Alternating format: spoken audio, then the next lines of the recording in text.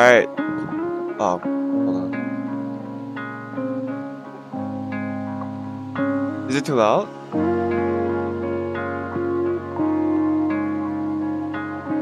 Can you guys hear me clearly? Alright, cool. Alright. Let me just allow this. Ah, it's already that. Okay. Lower this. Alright. Is this softer now? Hold on.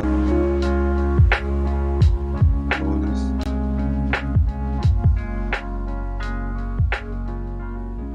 Is it better now?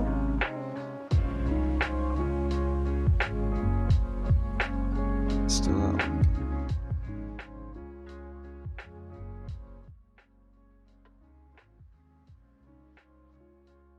Is this better now? Yeah, alright, cool. Sorry, my mic's a bit sensitive. Alright, okay. Hello everyone. How's everyone doing? Oh, turn it up, okay. Okay.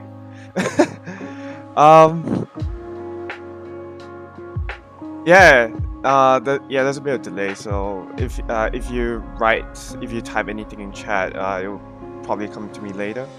But yeah, I got it now. Yeah, so how's everyone doing? I hope that all of you have been, taking time to practice your hiragana and katakana. Second. Oh. Alright, yeah, so guess I'll get straight into it. Thanks everyone for coming. I hope, because I know a lot of people have been waiting for this. I hope everyone gets something out of this. Please make sure to leave some feedback after the stream is done. And yeah, tell your friends about it if they want to learn as well. I'm hoping that I can teach more. But yeah, let's get started. Alright, so first off, a word of warning for everyone. I did say already a couple of times. I probably should have actually wrote in the community post, but I've been a bit busy this week. So everyone should have at least a grasp of the hiragana and the katakana chart. Now, if you don't remember everything, it's alright, but there are a few that you will need to remember, and you should be able to pick this up when I go through these slides. Let's begin. Hiragana zone. I'm just warning everyone now. Okay. This will require your hiragana and katakana knowledge, so I hope that everyone's been practicing this, because you will need it. I will not put any romaji when I do my examples, so it's important. Don't be afraid to ask questions. That's the same for me as well. So, and if you need to, you can open out hiragana and katakana chart as well, but just know that I will not be teaching using romaji, because it's important for your development that you use hiragana only, or katakana as well. The main characters that will be used when you're learning Japanese. And once you get used to it, it'll be very easy. Like 10 minutes. Okay.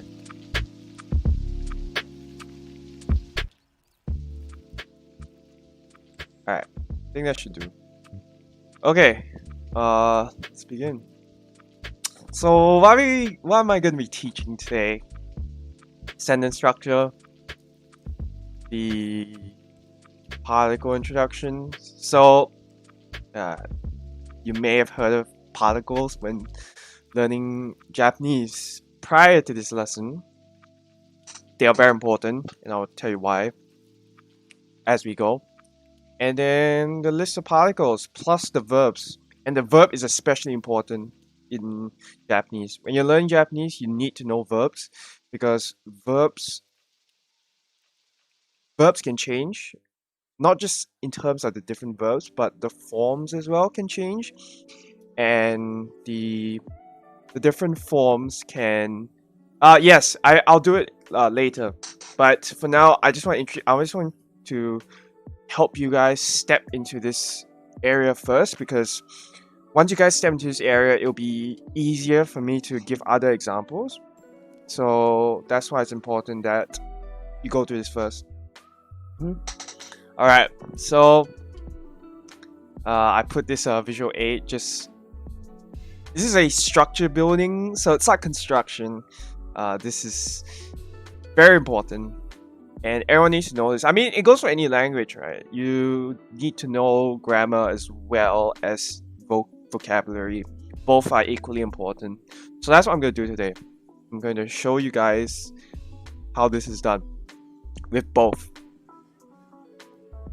Obviously, you guys are just taking your first steps into this. It's not going to be complicated per se. I don't want to overload your brains with grammar, because this is it's a step-by-step process. I will introduce more particles in the future, because particles are it's like a core aspect of Japanese. You need to know particles. All right, here we go. Let's start the comparison first, because I think you guys would like this. How many of you know Atia? How many of you know Atia? I'm sure you guys have seen his pog face if you've been around our Discord server, or you've watched Hololive, or if you don't know who Atia is, she's just a she's from the Chinese branch of Hololive. Yeah, Atia. All right. So, just think of Atia, ice cream lady. Yes. All right. I specifically put that visual aid because the examples are about ice cream. Okay. So let's first begin the English side, right? So you guys know you're used to English, right? I'm going to eat an ice cream. That sentence makes sense to all of you, right? I'm sure if you've done enough English, if English is your second language, but even if it is your second language, but you've used it a lot, this will make sense to you, right? Okay. Structure: subject, verb, and object. Now, in English, you need these three. Like, I hope you guys can see the color coding. I tried to make it easier for you guys to refer to. So, it says here, I'm going to eat an ice cream. The blue is the object, which is basically the thing that is an action is being done to. The red is the subject, so the person doing the action, and then the verb is the action itself. Now, imagine you're Atia and you say, I'm going to eat an ice cream, alright? She turns someone into an ice cream. And she says this, I'm going to eat an ice cream. So, how does this sound in Japanese, right? In Japanese, I hope you guys can read this. This says, 私はアイスを食べます. And the English and the Japanese mean the same thing. Okay. So, the structure for Japanese,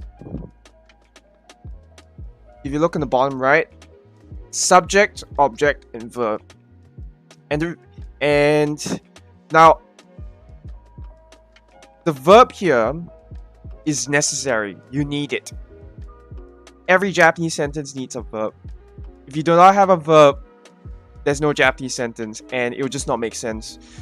You can put a subject, like a noun, as a response. So when someone asks you, are you this, or is this here, you can say like yes, no. Those one word responses, they're how should I say this? they're only based on responses. They don't necessarily make up the sentence. Alright. Yeah, so in English it would be the order will be swapped around because in Japanese the order will be swapped because verbs in Japanese always go at the end. Always. There's no exception, or there's no place in time where you would put a verb in the middle, I guess. So, okay, to be more specific, if you have a long sentence, you can put the verb will be part of a clause. Now, clause is okay. If you think of a simple sentence, right? What you see here, this is a simple sentence where you have these three elements: the subject, the verb, and the object, and that's it. That's a simple sentence. Now you can add other things to it to make it longer and a complex sentence. But in terms of a simple sentence, verbs will always go on the right side, the end.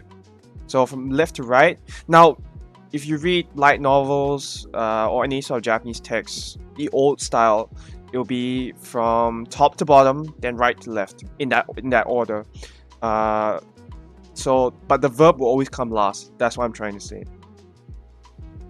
Now, the subject and the object may not isn't always required to be there. It depends on the verb. I'll go to the different types of there's this term called transitive and intransitive verbs, and those I'll describe the difference in another lesson, because that is a topic in itself. But for now, just think of it this way: a verb is always required. A subject and an object is not always required. Not always. Unlike in English. In English, you need all three. In Japanese, you don't need all three. You only need one. The other two are, I would say, optional. Although it does make the sentence more easier to understand with more parts. Okay. Does everyone understand? Can I get a yes in chat or an emoji? I don't know. Just me to see that you guys are listening and you guys are understanding what I'm trying to say. Okay. Good. Alright. So this is gonna sound a bit galaxy brain to you. You're gonna be like, what? Alright? Because when you're learning something that's totally different in terms of what you've known for a long time, yeah, it's going to be a bit galaxy brain for you, because you're gonna look at it and you're gonna be like, what? How can this be? That doesn't sound correct. That's why you guys should pay attention. You guys should pay attention very closely to this. Alright. So the Japanese sentence arrangement, as I said, you need a verb. You need a verb to start, and that always goes to the end of the sentence. I said on the right side, the verb will usually go on the right side. Now there are exceptions to this, of course. I'll describe it in a moment, but usually it's on the right side. And the words before the object in focus, as well as the verb, can be reordered around. What do I mean by this? So, back one. Okay. Alright, so it's kind of like this, alright? So in a simple sentence or clause is like clause. I don't know how to define it. It's like it's a part of a complex sentence in the form of a simple sentence. So you can think of it as a part. So what this looks like, what the Japanese sentence arrangement looks like compared to the English one. I took this off this site, so I'll post the PowerPoint presentation link later. But I took this off a site. So in English you need these three, and then for Japanese you need the verb. The verb is always important because yeah, without the verb you have no Japanese sentence, and then everything else can just come after. Yeah. And the reason why I said that you guys need to focus is because this is going to be very different for you. You're at first going to think in English when writing your Japanese sentences, and then wonder why it's not making sense when you try and talk to people at first, because this is just how it is for now. But as you start to, I guess, learn the language, you will start to your brain will start to form those pathways so that you'll be able to understand the language a bit better. All right, this is the major part that I want to mention. This is the galaxy brain part. All right, these two sentences. All right, can you see the color coding? All right, I just did this today, so I hope it makes it. I hope it you guys can see what I mean by this. All right, so let's begin with this. All right, 彼は6時に車を運転しています。This is just a present. It's the English is a bit obvious. This should be he's driving a car at 6 p.m. This is a present continuous, but I'll talk about Te forms in another time. Yes. So 彼は6時に車を運転しています。So you guys think, oh, okay, this is the order for Japanese sentences, right? So I would like to probably burst your bubble a bit. You can do it. You can write it in another way. It's I put the hiragana here, unten, which means to drive. The noun is driving, and the verb is unten suru, and then yeah, you will get it. That's why I said learn your hiragana. All right, continuing on. Now, do you see this?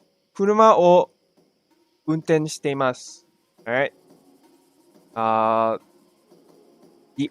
So just to make it easier for you guys to understand, in here the subject and the time plus the object and the verb is in this order. The verb and the object are at the right side, and the subject and the time is at the left side. Now, don't freak out if you can't understand it yet. Just try and understand, because you can come back to this VOD later and watch it again and try to understand it once you've looked at it again. So you don't need to fully understand it today. I don't expect anyone to fully understand it today. Okay. Alright. So in the second sentence, the object and the verb is on the left, but this is with a comma. And then you have the subject and the time in the right side. So do you guys remember the top half? Yes, correct. So this part is the kanji version, and the middle is the hiragana / furigana version, and then the bottom is the English, of course. So do you see what I'm trying to point out to you? There are times that a Japanese sentence may not be specifically ordered like in English, like this, where the order can change, but the sentence still means the same thing. That's what I mean by galaxy brain, because you guys might think, this doesn't make sense to me. This is why. And just be open-minded. Yeah, as someone's pointed out in chat, just be open-minded that what you may see is it's strange, but it's correct. Yes. This is what I want to point out today. at least for this slide. Okay. Get your notebooks ready because you guys, I'm sure you guys want to take notes of this. All right. Make sure you guys write notes down because it'll be important for you guys to understand this. Okay. All right.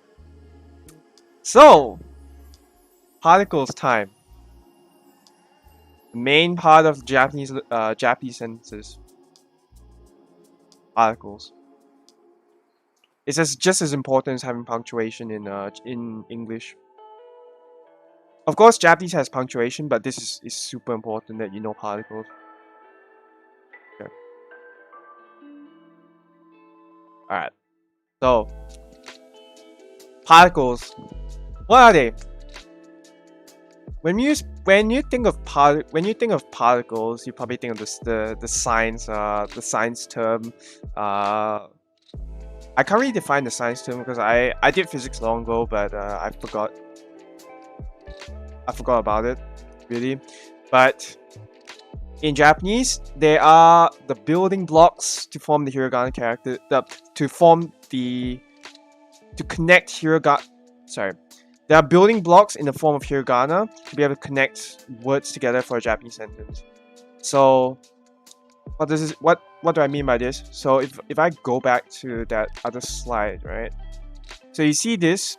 For me to form this sentence, the kanji here on its own is fine. It already has a meaning. This one where it says rokuji, which is 6 o'clock. By its own, without the hiragana on the right, it's fine. It's a word on its own. But to make it into a sentence, you need those special characters. Otherwise, it just doesn't make sense. Right. Why do you need them? So, as I mentioned in the previous slides, Japanese sentences are very flexible. You can move words around. As long as you have the particle to indicate the point where what the word represents in that sentence, you can place it almost anywhere. Of course, there are exceptions to that. So like the verb can't move. The object usually has to come right before the verb. But besides that, you can move things around. And you can easily distinguish the purpose of each word. I'll get to that. That'll be discussed today. So don't worry about it. Just listen first. All right. So you can think of particles like. Have you seen one of these? If you guys have traveled before, maybe to another country in the world, you will have come across a problem. Or like if you're aware, you'll be prepared. You get these things. These are called adapters, power adapters.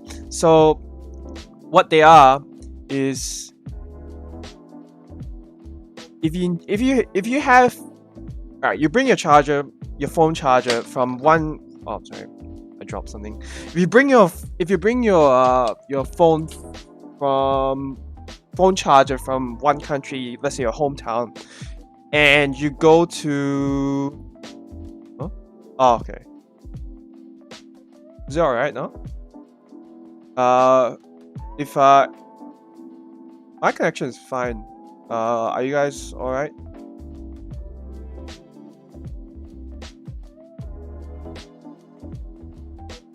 Oh, barfing. Okay. Sorry. So you have your phone charger. And you try to plug into a PowerPoint in another country, for example, and you're like, "Oh no, my charger does not fit inside this PowerPoint." What do? You get an adapter, right? And now this thing is amazing because it allows you. So if you buy this, you can bring it to anywhere around the world. You just press a button or move a switch or something like that on that adapter. And the pins will come out to allow you to connect to a PowerPoint. This is very similar to what particles do. Or you can think of it as Lego pieces as well. If you have a Lego piece which allows connections with another Lego piece or Lego part, you can connect those together to make the whatever construct that you're trying to build. That's the same for Japanese sentences. You can, once you put the particle on, you will know that this word is for this reason, and that's what the sentence is trying to say or convey. Okay. Does that make sense for everyone? Before I move on, it's almost like markers. It's you can also say marker. That's another way to think of it as well. Markers, whatever that helps you understand that point, because I'm going to be going through those particles, what they are, and how to use them in the next couple of slides. Like, there's no right or wrong answer. As long as you can understand it and write or read or understand Japanese, I'd say that it works.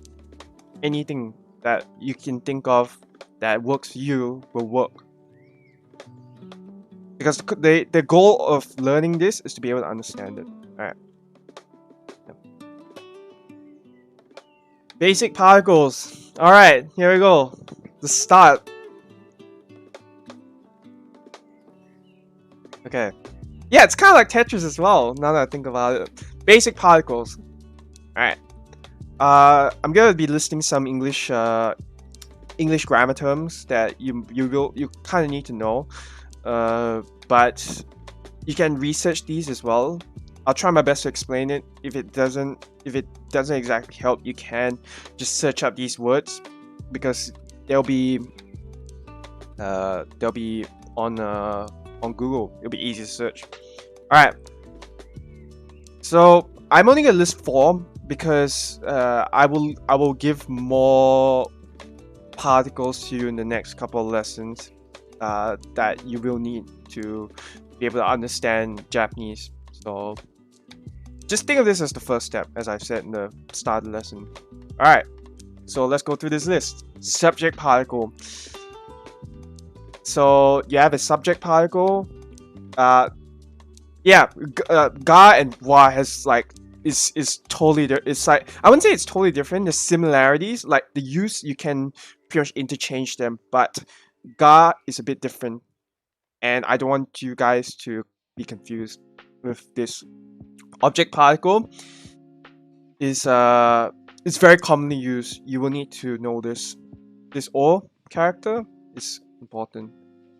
Time and place. So this hiragana character is used for time.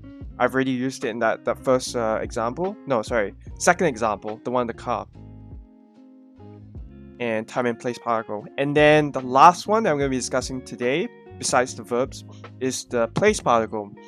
And this is also very important because both these are used similarly, but one is used differently but both are used for different purposes. Yeah, you can link it later. Fine. And one more thing to note. What you learn from here is only just basic. It's the beginning. You have these particles can also be used for other things as well. So the more complicated grammar you learn later, but you won't learn it here today. This is just the uses I'm gonna give today. Alright. So let's begin. Get your notebooks ready if you have it. If you don't, I'll just watch the VOD and just yeah. Alright. Begin. The first one, the wa. Okay. Okay, I know this is alright. Actually, let me go into it. Alright. First off, this subject particle. I know it looks like a ha. It's pronounced wa, and I'll come to that later. In a moment. So used for nouns acting as a subject. So as I mentioned, the subject is like the focus or the thing being talked about. So the thing that is doing an action in any particular situation, when you put it in a sentence, that thing or person is an object. So, a subject, sorry, not object. that thing is a subject. So let's say if I say watashi wa, that'll be me. I'm the subject, or I'm the person doing a thing or an action. Or let's say, all right, let's I'm gonna list some. Okay, I'm gonna go through pronouns first, and I'll go into he, and then sorry, a pronoun, and then maybe a whole life character for your guys' sake, because you guys want to hear it. All right. So when I say kare wa, that means I'm implying that a guy in front of me, or like, you know, someone that I'm referring to, usually people understand it already. They'll be like, oh, okay, so I'm talking about him. All right. Now for the whole life example, watame wa. All right.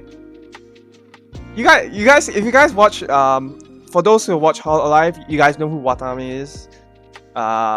When she says watame wa, it's like this, all right? Put watame at behind this particle here. That's the hiragana version. Okay. Topic marker represents the topic or the focus of the sentence. So, as I said, the focus will be the thing that's right behind this character. Okay. And when you're having a conversation, or like a lot of times in a Japanese sentence, usually Japanese omits the I.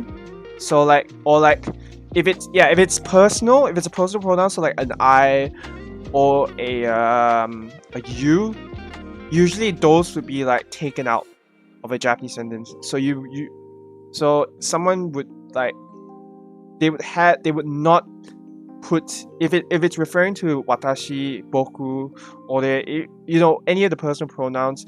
I don't have a list today, so I'll probably have to discuss it another time.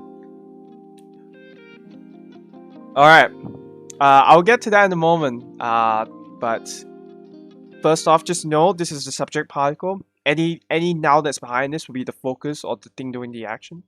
Okay? Or like when you're trying to describe something with an adjective or a noun, that's also the same. Okay. Here's an example. Alright, here's another Artia picture for you guys. So I'm gonna use that same sentence, right? The one that I used at first. Watashi wa ice o tabemasu. Okay? Alright. When the subject, the person that's doing the thing, is watashi, and that will be behind the wa. Okay, it's pronounced wa instead of ha. Focus on this second part, because when you guys look at that character, you'll be like, it's ha, correct? But in terms of grammar, it's pronounced wa. So in a sentence, you would change that pronunciation to a wa instead of pronouncing ha.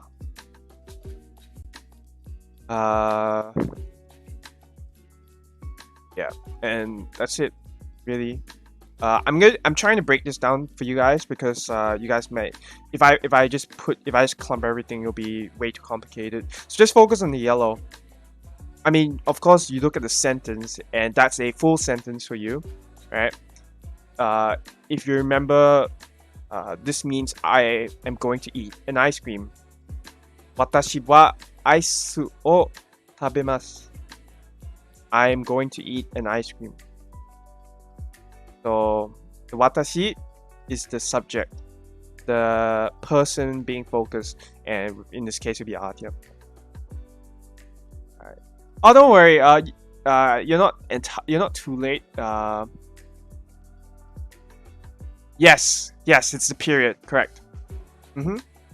Yeah, it's a full stop basically. I don't think Japanese had that before. I'm not sure, because now things have changed so much. I don't know. Alright. So now, alright. I know. Okay. So one person in chat was just like, why can't we use the character wa that we have now in the hiragana chat instead of this one, and why do we have to pronounce it as wa? Right? this is a history. This is a bit of a history lesson. I don't really know the full details, and I know you guys are gonna look like Corona here, who's question mark. What does this mean? All right, because it's strange, right? You guys think shouldn't it be wa with the WA? Shouldn't it be the current hiragana character? No. In the past, ha was pronounced as wa. Alright. I know it's a bit confusing, but that was just how it is. And because like they just didn't want to, because the Japanese just wanted to make any significant changes that would be like that would ruin everything for everyone, and people would be like, huh? They decided to change the character but keep the pronunciation in the sentence. So there's a link here. Yeah, it sounds weird, but it's the character is meant to be pronounced ha on its own, but in the sentence it's pronounced wa. It's a history thing. You can read more about it later if you would like, but this is just the reason. It's just a history change, a language change over time from history. I hope this doesn't. Yeah, it's only pronounced wa as a particle. I hope this doesn't confuse a lot of people. Just if you're still confused and you're not sure how to take this, just think of this. Think of it this way. Anything that's not within a sentence, that's not a subject particle, is ha. Anything that is a subject particle is a wa, and there's only one. So you guys can figure it out, I'm sure. I hope this doesn't confuse everyone. Okay. The next one is the object particle o.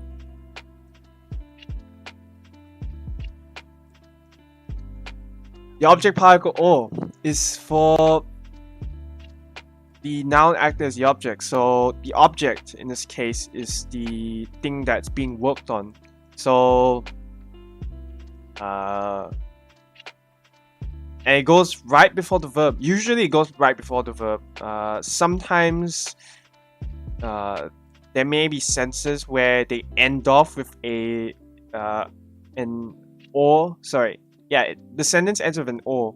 And usually that's like it's strange, but it works. I'm still trying to grasp it myself, but some sentences they will end with an or with ellipses, if I remember correctly.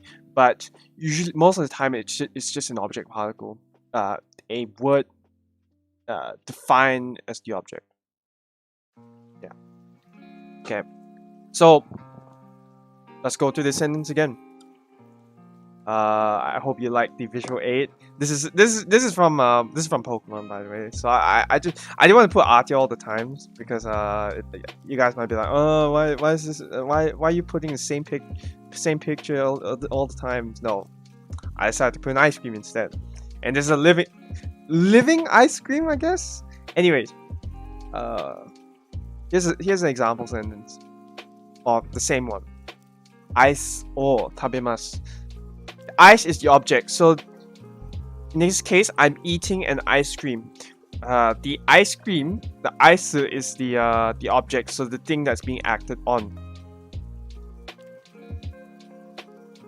The thing that is being eaten is the object, and the o is attached to the ice to to say that this is the object and this is what is being eaten at the moment. Yes, Artia is going to eat the vanillish. Correct.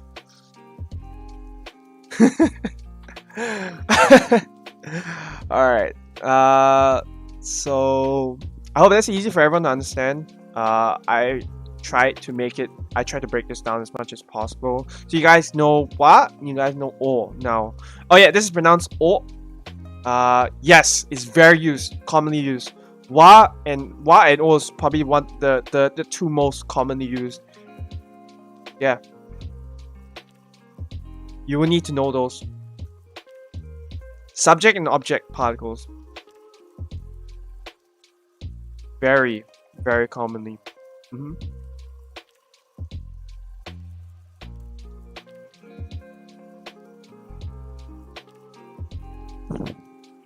I hope you guys are grasping this. I've only taught 2 so far, so I hope it hasn't confused everyone yet. So, just to recap, before we move on to ni and de. Yes, the sentence can exist without them, but for a proper sentence, like one where it like describes something where you can actually understand something without knowing context, you need a wa and a de. Sorry, wa and an o. Okay. So I'm just going to recap. Wa is the subject particle. So what the focus is and the person or thing doing an action. That's wa. And then you have o. The o is the object, which is the thing that an action is being done on. So it's o. The object particle. Okay. I hope everyone understands those two, or like you're kind of grasping it, but you haven't got there yet. That's okay. I will get to it as we go. You won't understand everything today. That is for sure. You will probably pick up some things, but be like, "Oh, I still don't understand this," which is okay. This learning this language is a process. You learn it one day at a time. One day at a time. Is that clear for everyone? Just type in chat. I want to make sure my audience is understanding what I'm trying to say.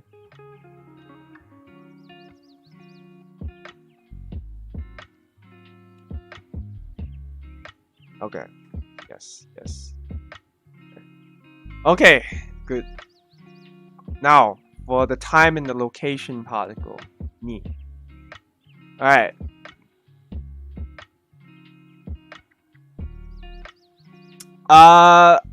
Okay, wait, alright.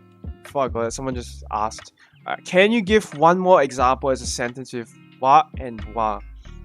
The left one, the left character would only be used, let's say, usually it's when it's oh wait, no, I should say as well. Alright.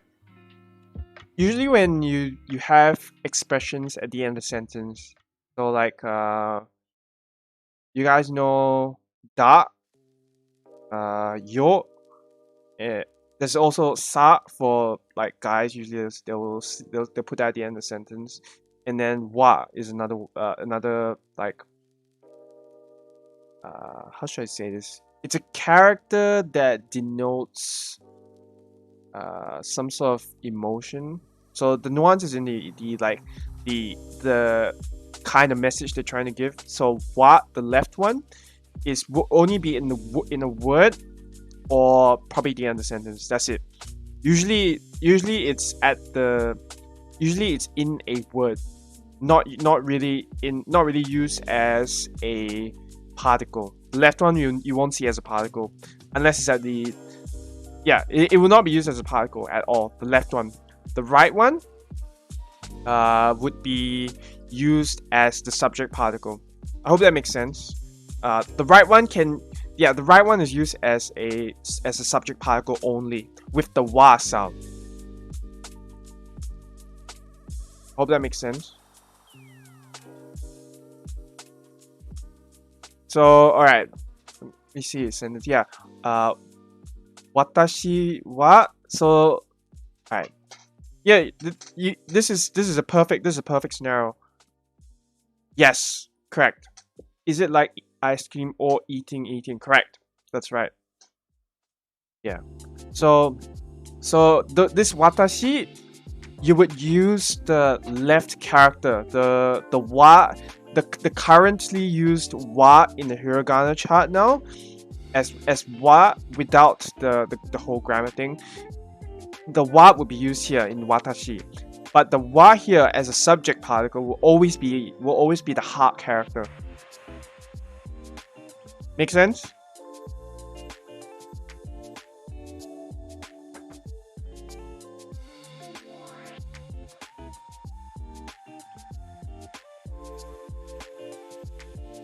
Alright, cool.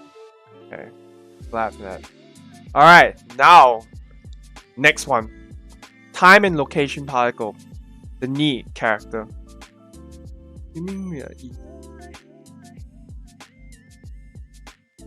Yes. So it'll be ben or tabemasu. If you want to eat a person, you can say that person or, and then put tabemasu. Yeah. Yeah, it's pronounced or, not it's a bit how should I say this? It's not I know the character when you write in Romaji it's written as what with a W, but in grammar it's pronounced or. Just think of it as or with the silent W. I know it's confusing because yeah, it's there's a lot of strange parts in Japanese, but most of the time it makes sense. Yes.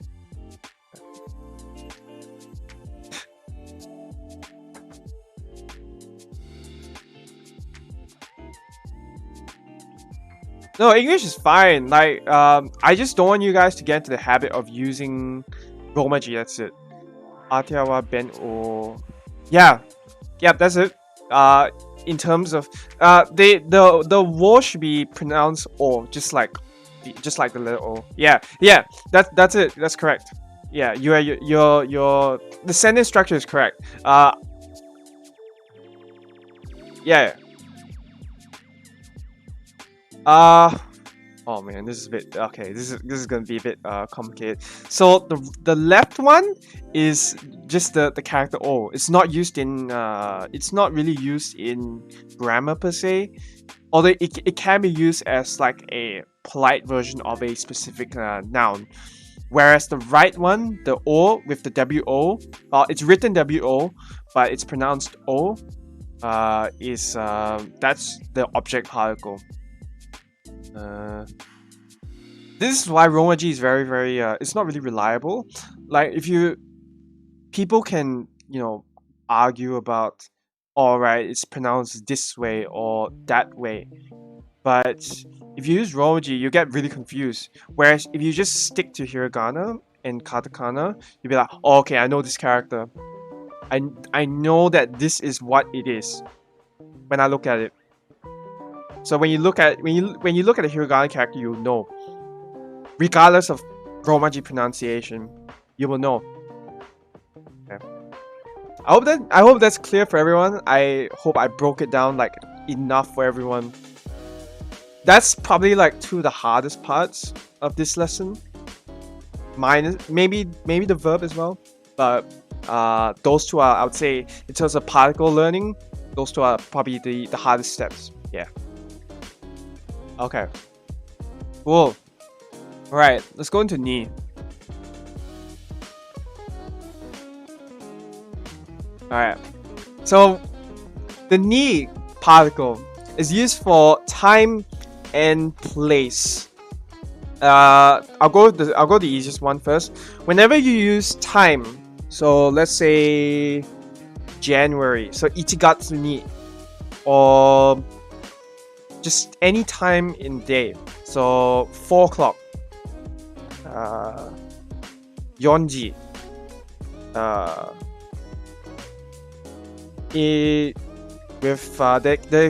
there's also 12 which is 12 o'clock, 1 1 o'clock.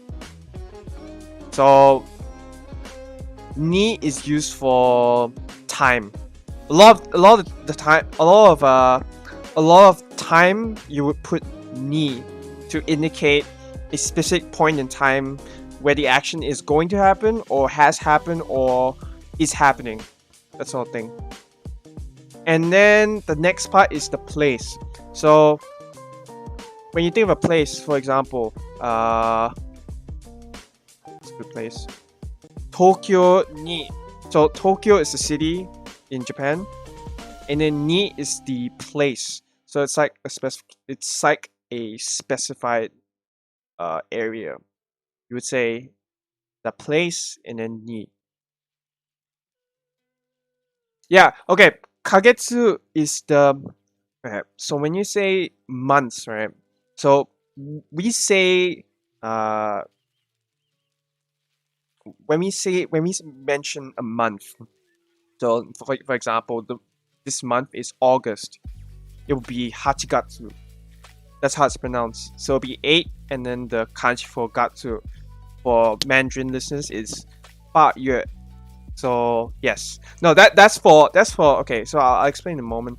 So the first one I'm trying to say is when you're saying August in Japanese, it would be Hachigatsu.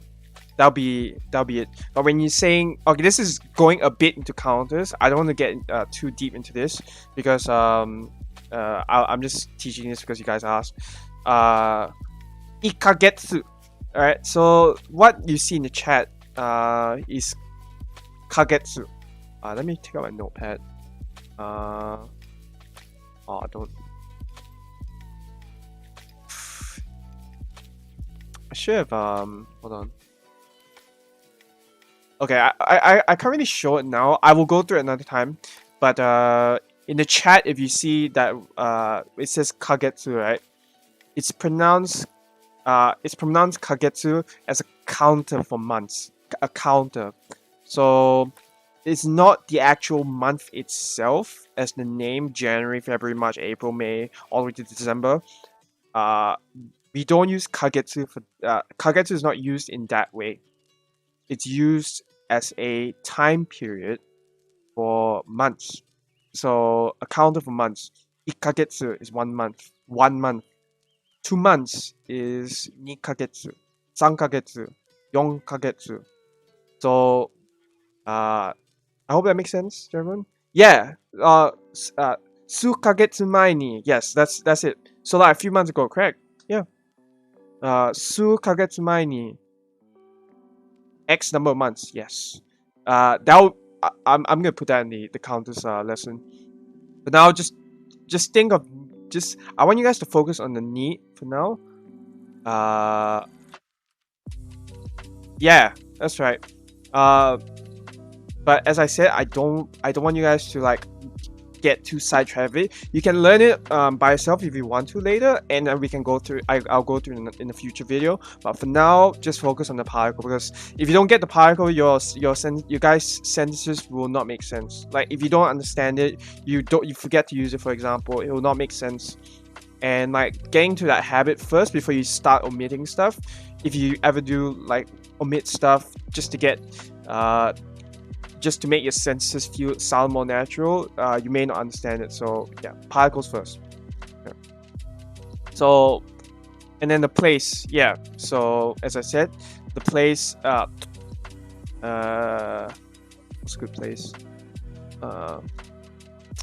Cafe ni, which means at the cafe. All right. Yeah.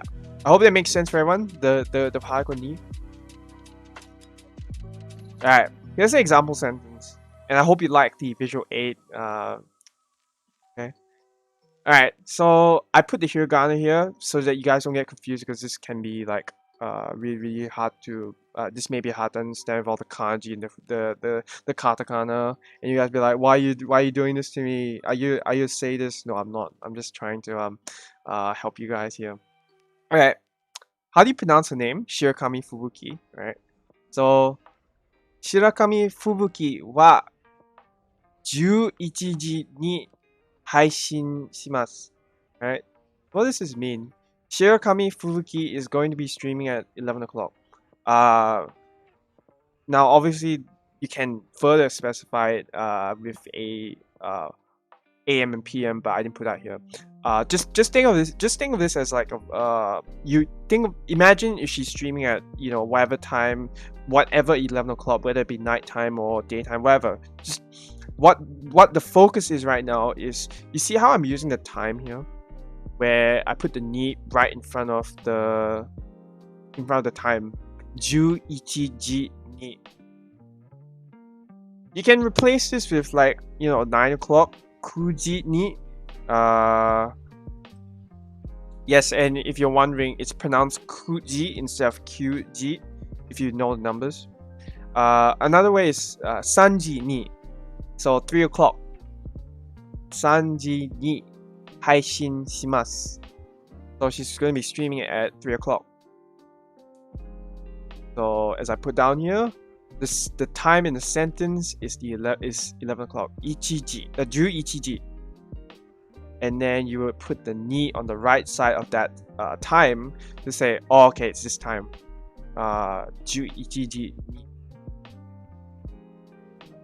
So in this sentence, the time mentioned here is saying that, she's going to be streaming at 11 o'clock.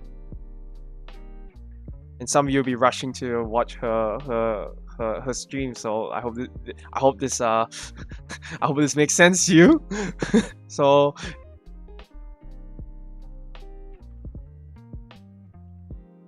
yeah, and I put the definition up here. So like, if you want to read, if you don't know what haishin is, haishin is a bit.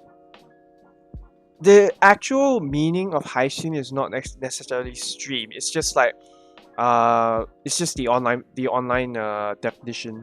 So I'll get to that in a moment, because I have a yes, besides 11 o'clock. Yeah, correct. The G here means it's the time for, it's the it's not really a counter, it's just a noun saying it's just the kanji or the word for hour. So if you put the number besides that kanji, it will be the hour. So the hour of that time. So the number is the that time, basically 11 o'clock. That hour. I'll get to the library thing in a moment, because I actually have an example sentence with the word library in it. Yeah. So stream in this case has a different meaning. Sorry, the kanji in this case has a different meaning. Usually it means distribution, but there are other meanings to it. But in the case of online stuff, it'll be pronounced. It's called a stream. Yeah. Okay. Does that make sense for everyone? For the time example. No, there is an AM or PM. There's the AM and PM. So for AM, it'll be gozen 11時に. So that'll be 11 AM. For PM, it'll be go 11時に. So 11 PM. There is a there. I can probably go through another time. It's gonna be a bit difficult for me to swap the windows at the moment. Wait, let me see if I can actually like change something. Hold on.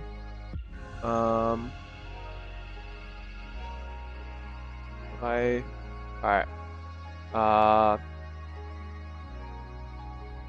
Okay. Okay. This is easier than I thought. Alright.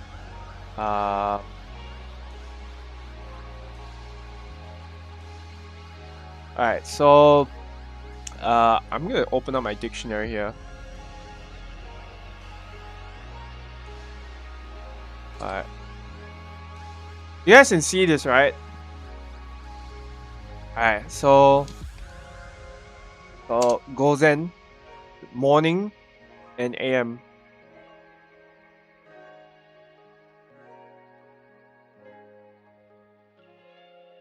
Oh! Hold on, you guys can see it. Hold on a second. Oh, here we go. Here we go. Alright. 1 second.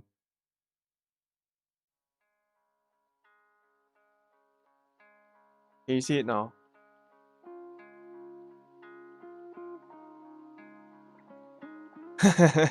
Sorry guys, I was just doing a bit of a OBS checking. Alright, does this make sense now? Alright. Can you see the definition? Yeah? Alright, it says gozen. Yeah. This is AM. So what I will be putting down here is gozen.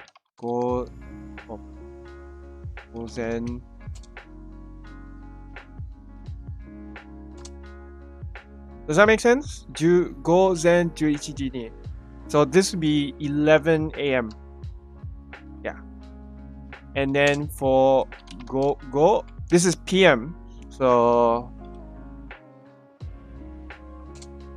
this is the PM. So this, yeah, if you want to write this down, you can. This is AM and PM. There you go. Gozen and go is hold on, I'll type the kanji out. Sorry, the hiragana, because you might not understand it.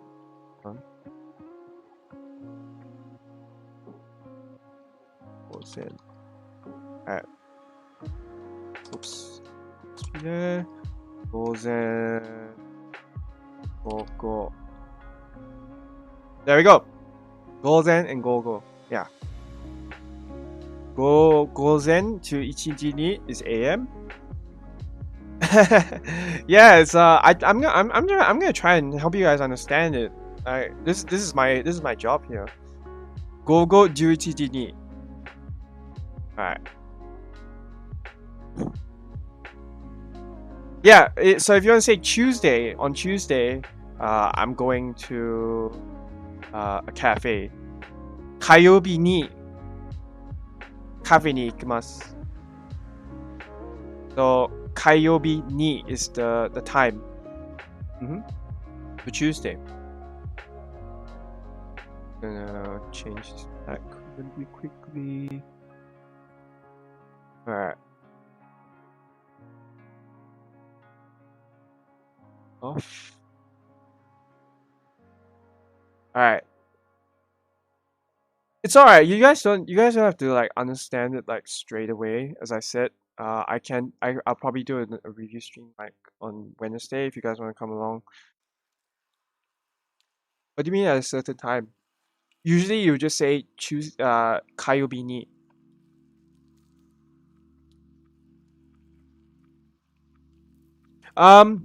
You can use yeah, you can use the 24-hour clock as well. It would still make sense. It's just like, yeah. Yeah, that's it, Alan. That's correct. That's basically it. Yeah. It would just be 火曜日に Tuesday at a certain. Oh, it'd be oh, okay. Oh, all right. I get what you're saying now. All right. So, all right. I gotta turn this up again. I finally understand what you guys are saying. So if I. So in that case, I'll be writing like so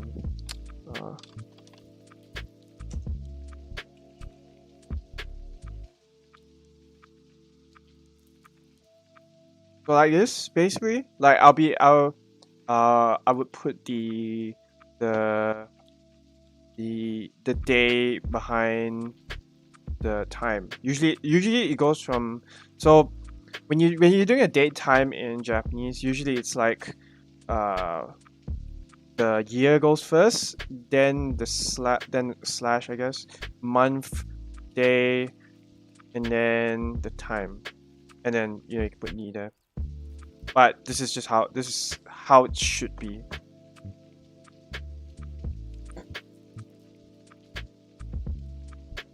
Does that make sense? Oh, I can't read your name. Sorry. Cause it's in either Chinese or I'm pretty sure it's Chinese. I'm sorry, I can't read your name. So, does that answer your question? I hope it does.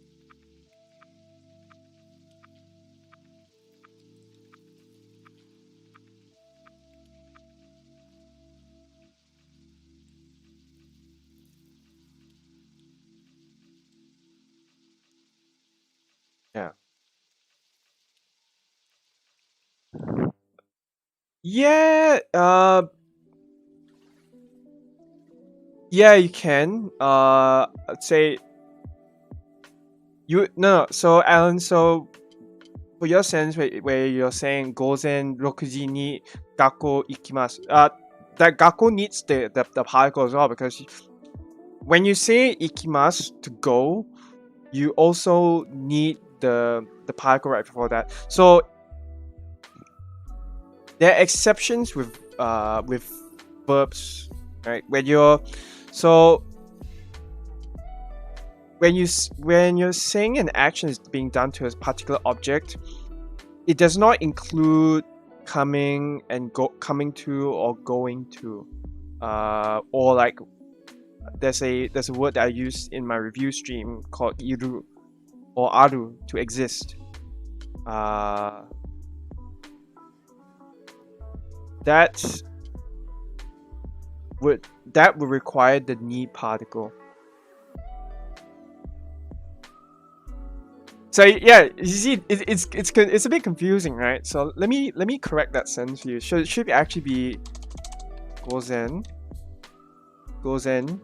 6時に学校にいます. It should be like this, actually. You can put the 11 o'clock behind, like in between. So yes, that one's more correct. Yeah.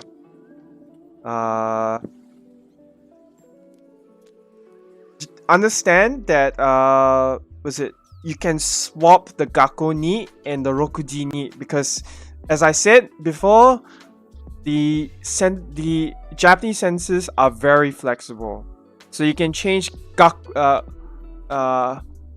ni, and you can interchange those. So it can be gakko ni, so gakko ni gozen 6時に行きます. Like that. You can change it if you want, and it'll still mean the same thing.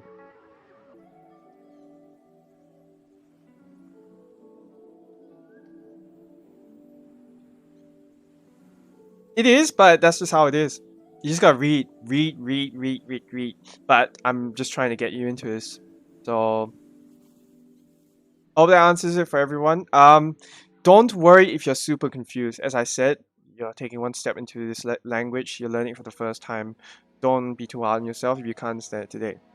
You can come back to the VOD another time, and maybe if you've learned something new that even I didn't know at this point, you can use that and probably help other people. Yeah. It just takes time. Just learn more vocab as you go, and you'll be fine. Yeah, watch the VOD again, and if for anyone who wants to know the grammar, just ask them to come watch this VOD again, or find it elsewhere on the internet. I don't know. You will need to know eventually. If you don't know them now, you'll need to know them later. Oh, that's fine. Alright, see ya. Okay. Back to...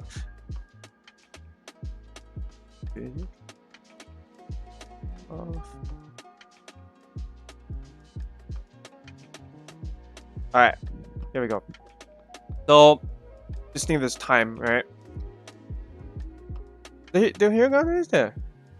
Oh, you mean my example sentence? The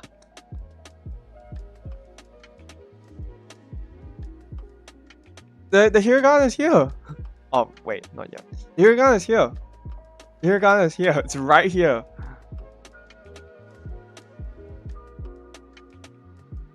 The hiragana is right here. I'm not that sadistic, alright? I know. Oh, okay. Yeah, sorry about that. Okay. I'll write out for you guys because I want you guys to be able to understand and grasp this properly. 1 second. Yes. Okay. So I'm going to space this out. All right. Yeah, I play Honkai Impact. I got super lucky yesterday. You know, yesterday, okay, just a bit of off topic here. I pulled Push of Thunder yesterday, and I got her within the first 10 pulls. And then in my next 10, I got the key. And then I got Ox Raiders and what else? Yeah, I got Direct T&M.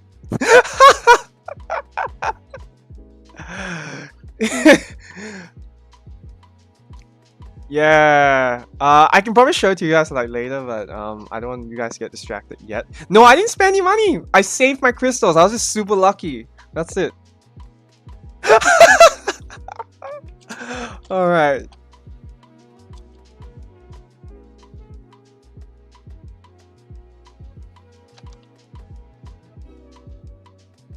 All right. So.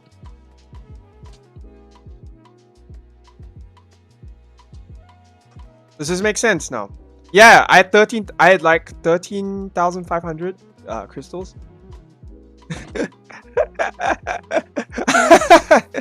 Okay. Who was it that asked? Dekad Mai. Does this make sense to you? I hope this is not too much for you to okay. You get, don't worry, like I'll go through you guys. Like it takes time, as I said. There's no need to like be afraid of it. I was in the same position as you before. Like I wasn't able to read hiragana. I was like, what is this supposed to mean? I struggled with connecting sentences in Japanese for a long time, a couple of years actually. I think it's like 2, and I didn't know how to connect. I didn't know how to make bigger sentences with those connectors, which I will go through in another time. But yeah, just practice. It takes time, and it will pay off eventually. So yeah, just go through this again. All right. Yeah, I hope that makes sense. I'm gonna go back to the other view. All right.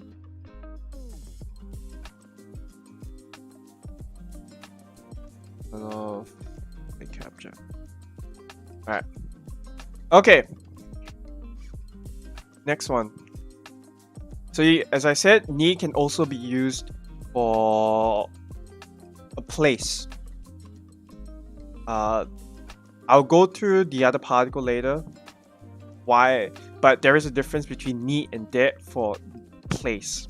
So first up, with ni as a location which you're usually in, usually it would be anything that's not coming, going, or being in, would use the other particle. But for existing, so iru to exist, aru to exist as an inanimate object or a non-living thing, which is aru, you will use the particle ni with the location. I use the hiragana only because it'll be easier for you guys to grasp, but there is a kanji for it.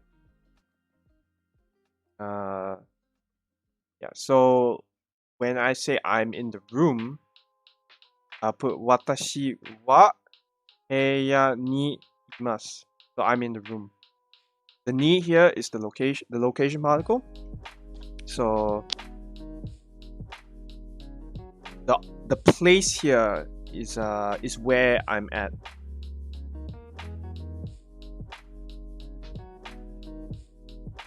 Does this make sense? I hope this is simple enough. This is not supposed to be complicated.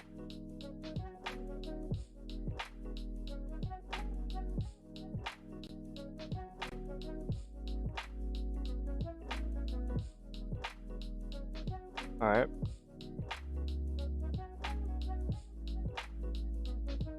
Any one of you have questions? I know a lot of you guys are like, huh? All right, yeah. Hey, niece. Yes, I'll be doing a quiz afterwards. So just get ready for it. Yeah, I'll be doing a quiz. So just get ready for it. I want to see you guys try and understand it. And it'll be simple. Like, I'll just ask you guys to type in chat or something. It's not gonna be like the Google Forms thing that I tried on Wednesday, which it went okay, but I think I can do a bit better. Don't worry about it. Just try your best. I'll be showing answers as well, so everyone will learn something from this. Everyone. Okay. Now for the dead. Okay. This particle is also very important because it has its own use. So okay. Thanks for coming. Oh, thank you. YouTube. So YouTube's generous. Okay. So Fubuki wa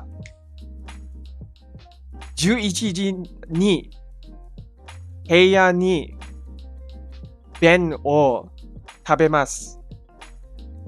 Does that make sense? Oh, okay. Oh my god, I pulled out again. Alright, 1 second. Alright, you know what? I'm just gonna use display capture from now on. I think everyone wants to see me write out sentences, so okay. Alright. So for your sentence, you'll be okay, wait. Oh yeah, okay. So before I actually write the sentence, if you guys want me to do a live 2D, so if you guys think if you think my lessons are enjoyable, they're entertaining, and you want it to be even better, I might create a Patreon so you guys can support me because I have no idea how to get a live 2D. I want to get my own, and I'm not sure how to do it actually. No. The thing is, I don't want it to be copyrighted. So like, if I, because this video is this stream is being monetized at the moment. Yeah. So I have to consider it later. I'll probably take some ideas from you guys, make a community post or something. I'll think about that later. But if you guys really like my content, be sure to subscribe.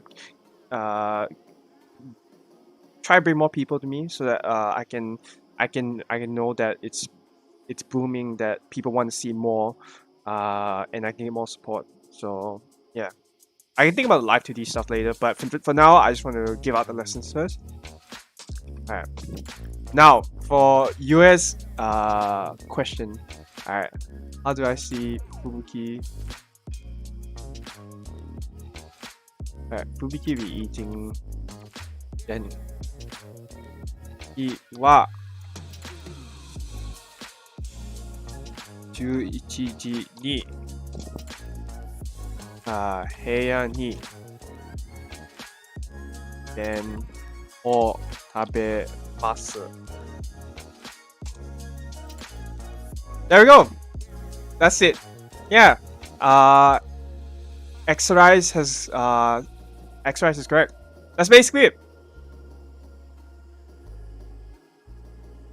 That's it.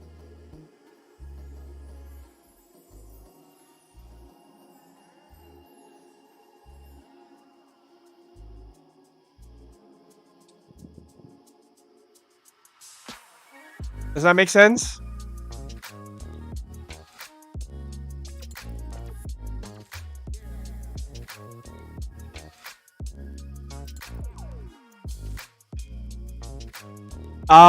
I'm using the okay, I gotta make a alright, so you see down here, alright? Can you see the bottom of my screen? The bottom right? Yeah, I have a there's a keyboard here. The inbuilt like keyboard. I use this for I use this to switch. I know there's hotkeys, but I'm just used to this, you know. I'm just used to like swapping to this. So yeah. That's it really. Alright.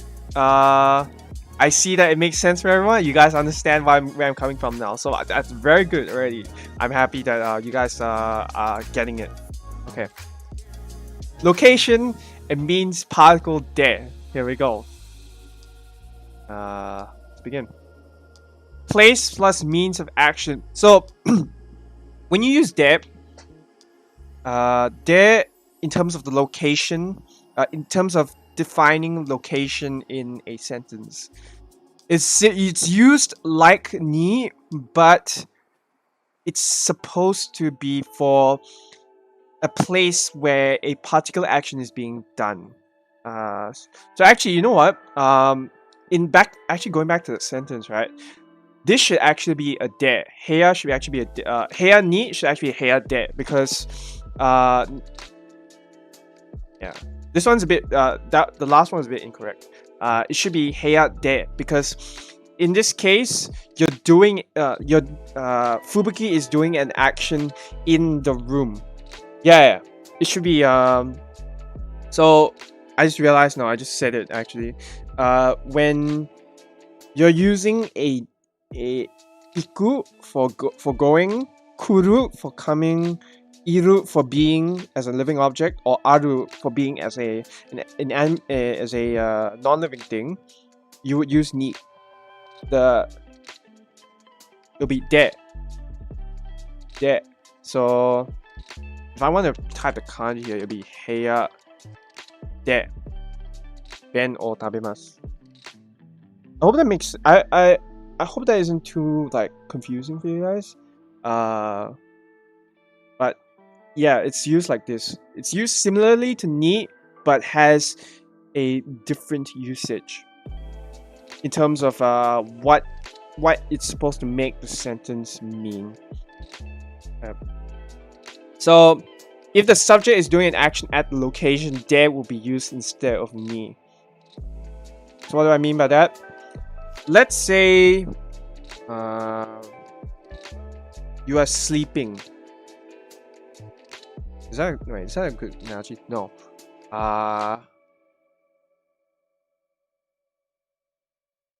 Good analogy.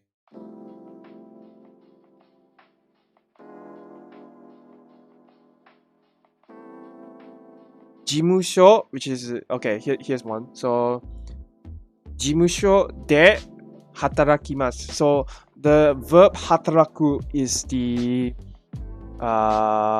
yeah. Okay. Here's a better one. Ek is streaming in Australia. Yes, that is correct. Ek-kun wa Australia de 配信してます. That's correct. Yeah, that's a pretty good example. Thank you for bringing that. Yeah, that will work. So you can use this as a place particle when there's an action, and also you can also use it as a means. So in this case, it will be when you're traveling, for example, from one destination to the other. Usually you would say I took this. I did this to get to this destination. So in this case, a lot of times if it's a far place, so if it's like through a plane, for example, to get from one country to another, you would use the word de as a means to travel. So yeah, and another way to ask is the question how. So how did I prepare this presentation? So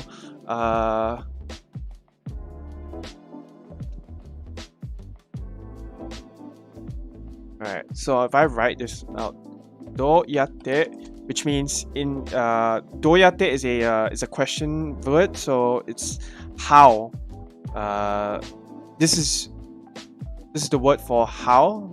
Doyatte.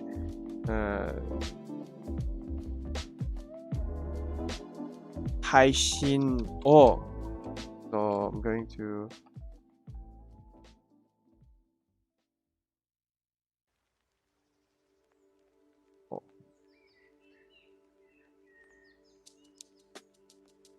Junbi shimasu ka?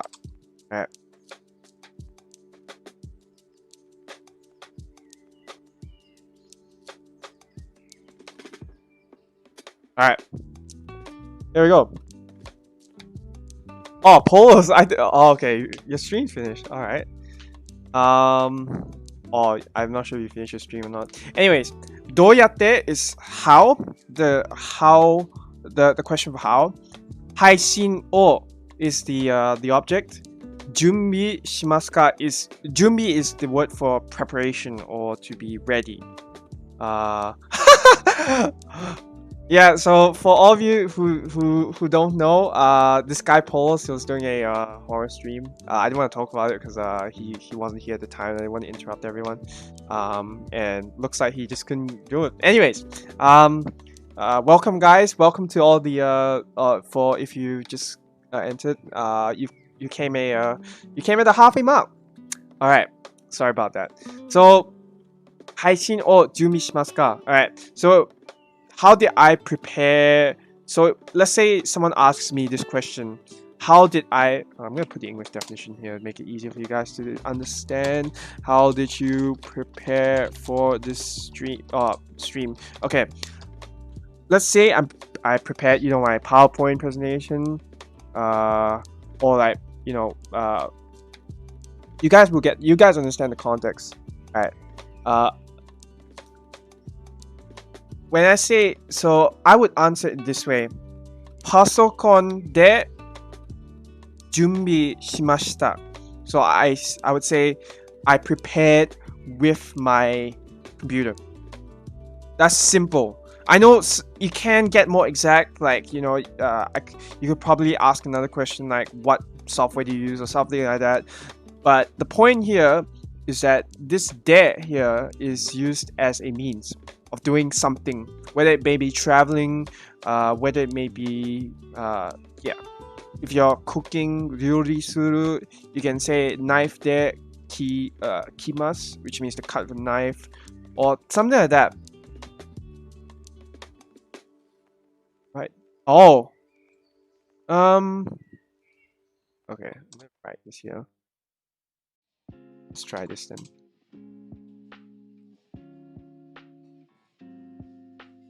To stream. To prepare. Is that better?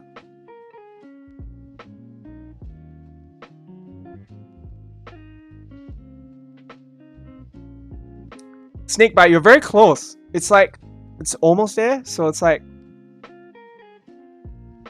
so if I, yeah, all right, fair enough. Okay, so thanks for the suggestions, guys. I will remember. I'll remember this. Yeah. Okay. So in your sentence, snakebite, it will be like, it should actually be kohi.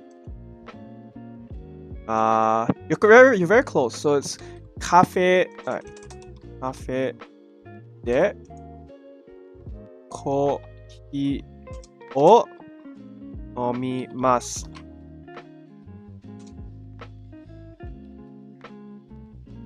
So cafe, coffee. Hold on, let me space this out so it doesn't get confusing. To drink.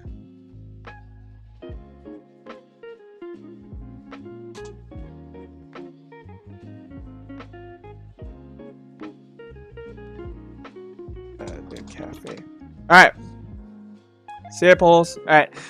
Does this make sense? Snakebite? Yeah. Does this make sense?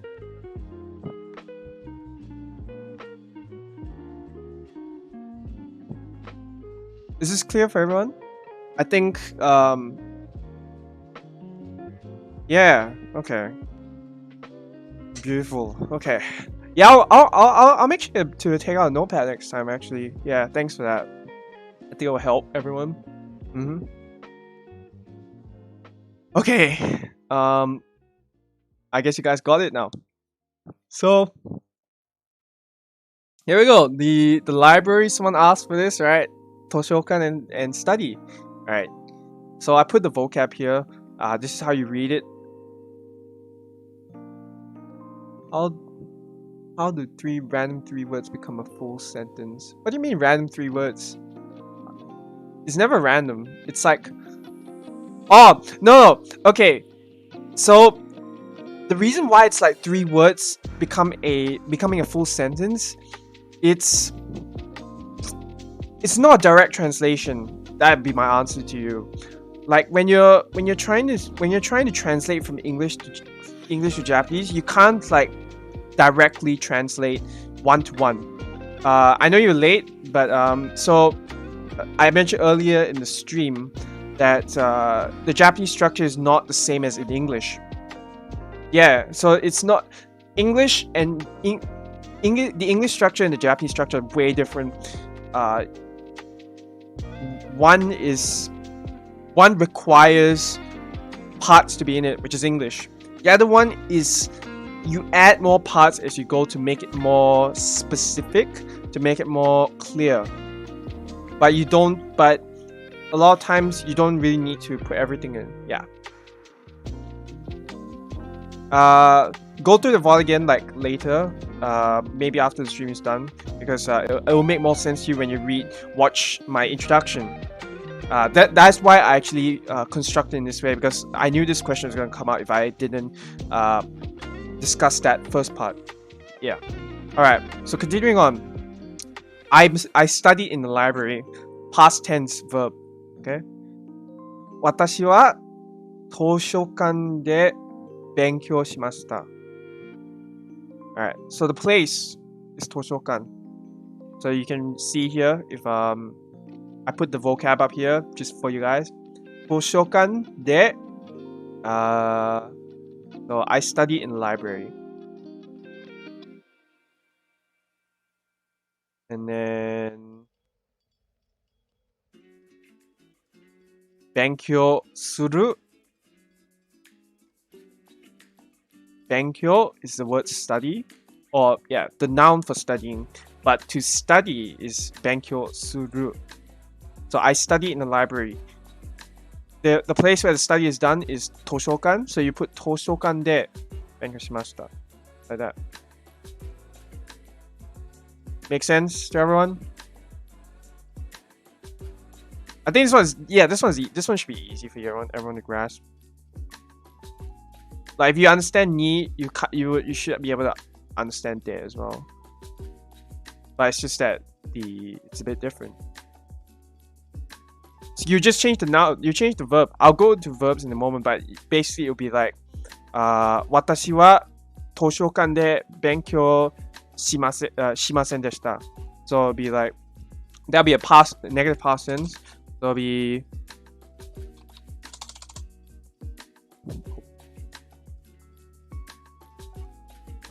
私は図書館でしませんでした. This is the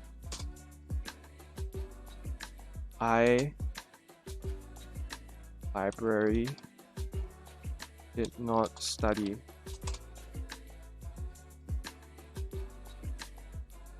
Yes, most verbs, as I said, I just want to specify that that does not include going to. So the word ikimasu or iku. Yeah. So if you just say if you just stand there, you use ni instead. Correct. So you'd be like standing at the library or waiting at the library. It'll be like 図書館に待っています or like 立っています. Right. Yes. So it'll be at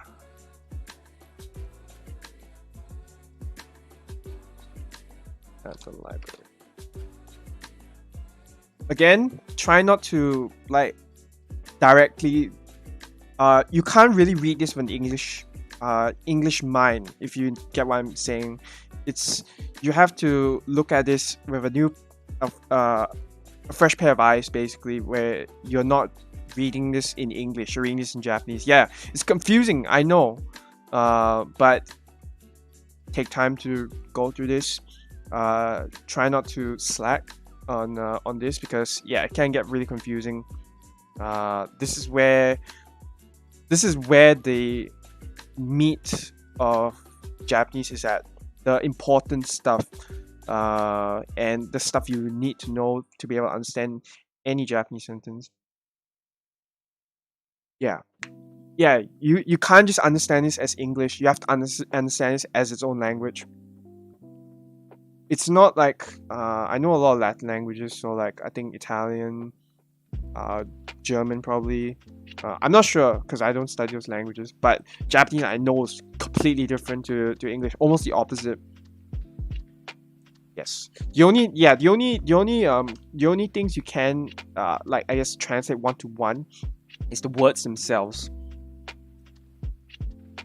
That's why Google Translate is a bit of a it's not really reliable because it's like it translates everything one to one, which is not always the best way.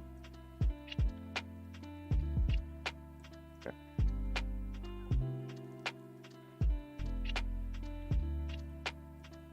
Yeah, there we go. One,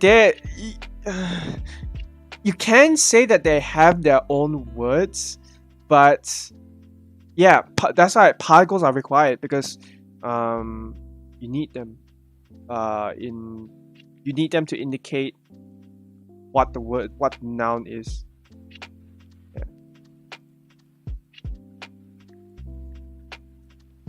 It doesn't make sense in English, but it's with the particles it will make sense in Japanese. So don't direct translate. It's very important that you don't.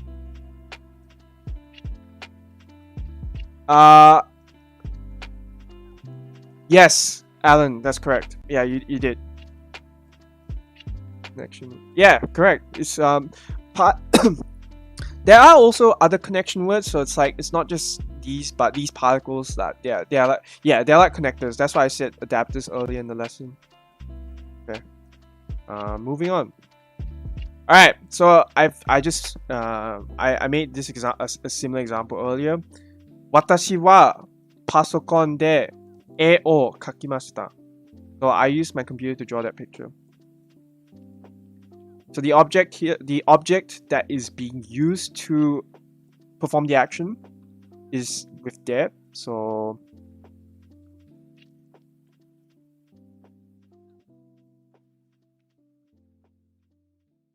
okay, to be more exact, the word used is not actually, it's implied.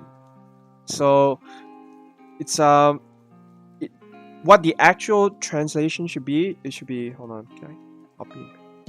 Oh, oops, yeah.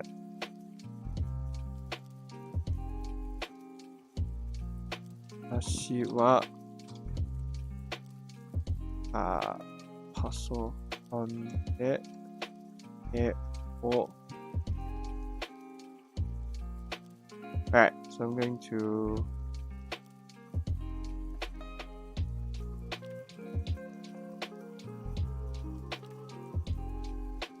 o.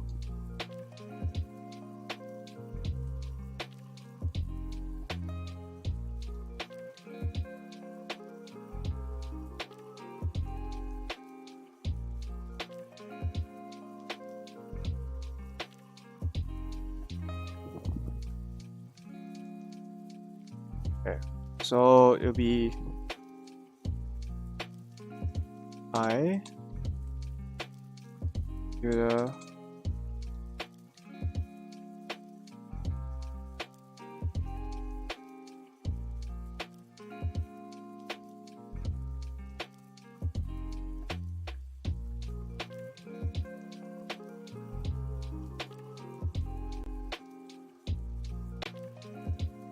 picture drawn.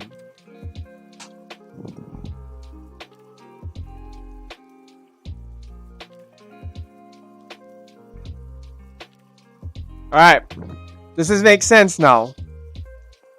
This makes sense. You guys read the other slide? Alright, we'll get to that in a minute. This makes sense to you guys. You guys make sense? Sorry, does this make sense to you guys? Sorry.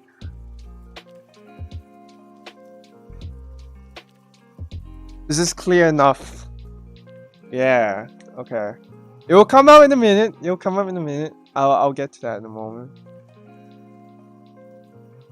So, just to recap. Hold on, let's make 2 spaces. Okay.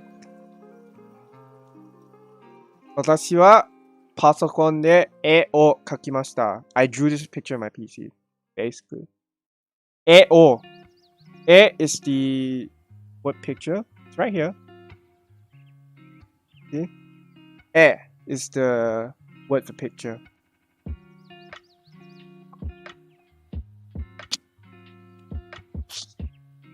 Okay. So 絵 is the object being drawn. The verb is the to draw, and then the subject is I because I'm doing it. And then my computer is the tool which I use to draw the picture. Simple enough for everyone? I hope this makes sense. I hope this example is like clear enough.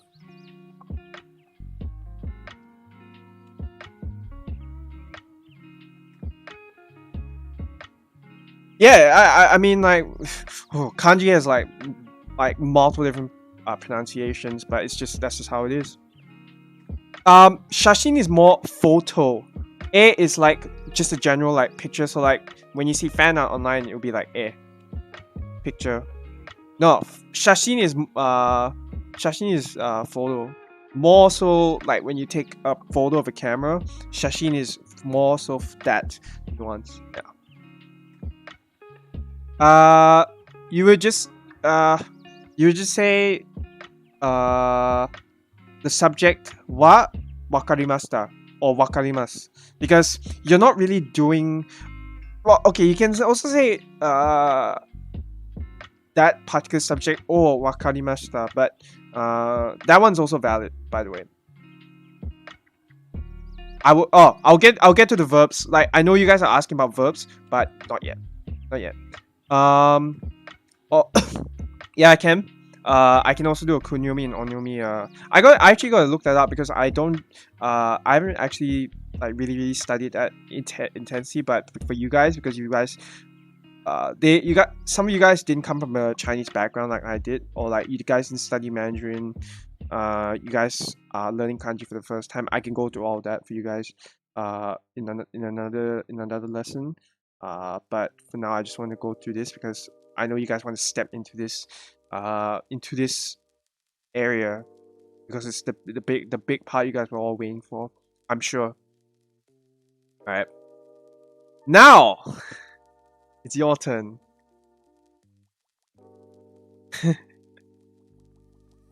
It's time for you guys to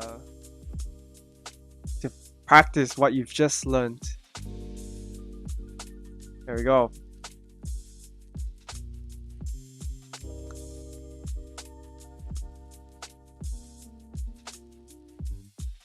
Sure you can read this, right?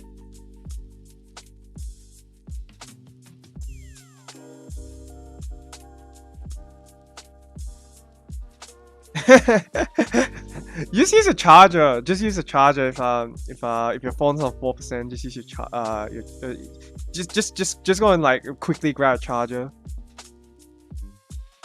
Okay, here we go. Get your notebooks ready. Oh, okay. I'm gonna try and make this. Well, yeah, you guys can type in chat if you want. It's all right. Just type in chat. Fill in the blanks. Here you go. All right. You can come and watch the VOD later if your phone dies. All right.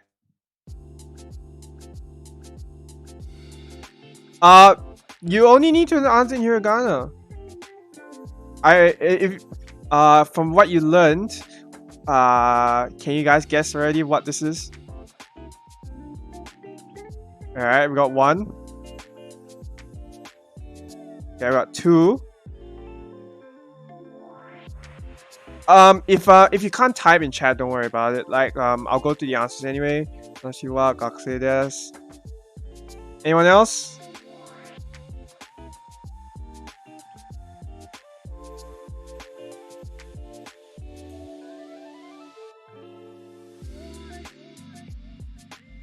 All right.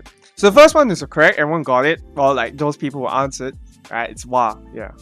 It's wa with the ha character, but it's pronounced wa. Okay. Number 2. Kare blank mizu blank nomimasu.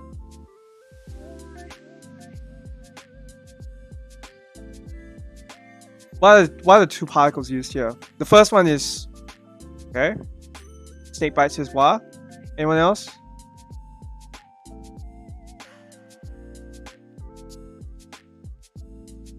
Kare is wa. It's the pronoun for he. Kare. So it's he, he. Wa and o. Yep. What?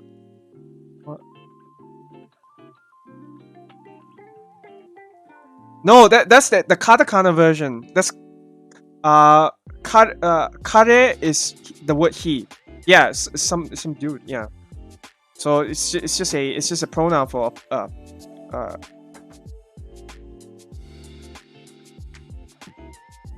It's okay. Like there'll be answers coming up, so you can like even if you don't answer quick, that's not the point. The point here is to actually I just want you guys, like, you can do this in your own time. Again, this is not a competition for anyone to be like, oh, I get that first. I'm better than those people. No, this is just for me to.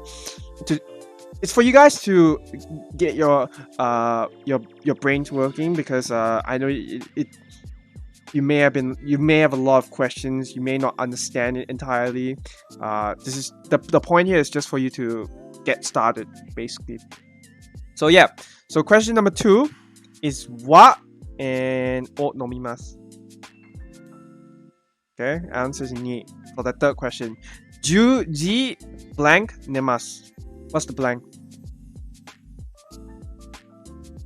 No, the 10時 is the 10 o'clock basically, and the vocab list is on the right. So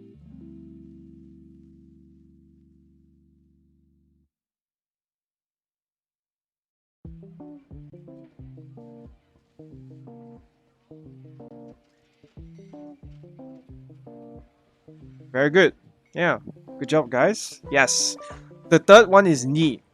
Yeah, the third one is ni. So as I said, time is a ni. So when you say sleeping at 10 o'clock, is 10時に. Koen, no. Okay, this one as I said already, I think I mentioned this a couple of times already. I think you guys got stumped from this. Koen is there. Oh, I didn't put that there. Alright, hold on. Let me get a dictionary. I'm sorry, I didn't put that there. I don't know why. Alright, Koen means park. Oh, oops. It's pronounced Koen, so Koen. Sorry, I didn't put that in the slides, so I got to type here. Koen.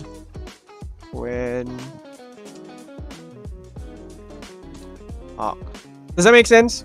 Yeah, Koen is park, so it's like a park. Yeah. Okay. Someone says ni. There.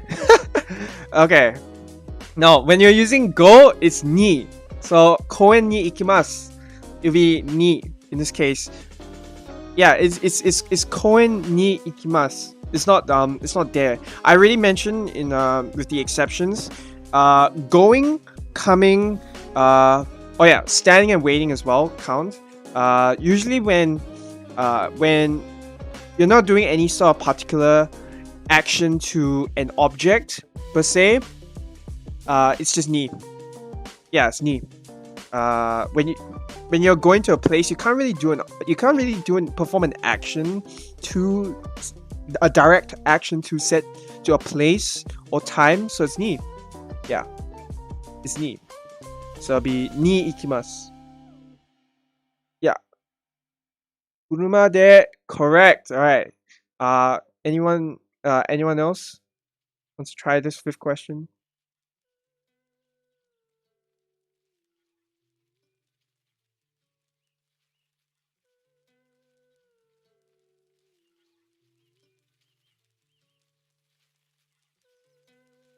The fifth question.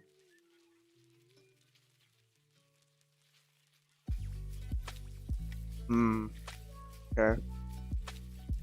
Yeah, that's it. 車で事務所に行きました. Yes. So from the fourth question, it's the word the particle ni. Yeah, there we go. Correct. Yeah, you guys getting it. That's it. Yeah, de ni. Yeah, I drove to the office, or you can say like I took the car to the office. However you want to translate this. Very good. All right. So I wasn't gonna share the answers first, but it doesn't matter. Okay, here you go. The answers are here.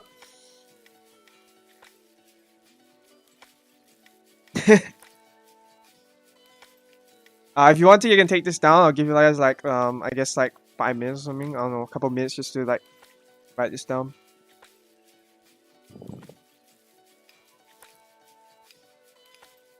Yeah, it'll take time. As I said many times, I think I've reiterated this over and over. It takes time to like learn this, but one step is better than nothing. なので、事務所にいました. Got 2 lines. You will get 5 in time. You will get all the 5, and it'll be like easy for you, and you've like read enough. Yeah, everyone should learn something new every day. I've learned things. Yeah. Everyone got the answers? You guys need time to wait, or do you want me to move on?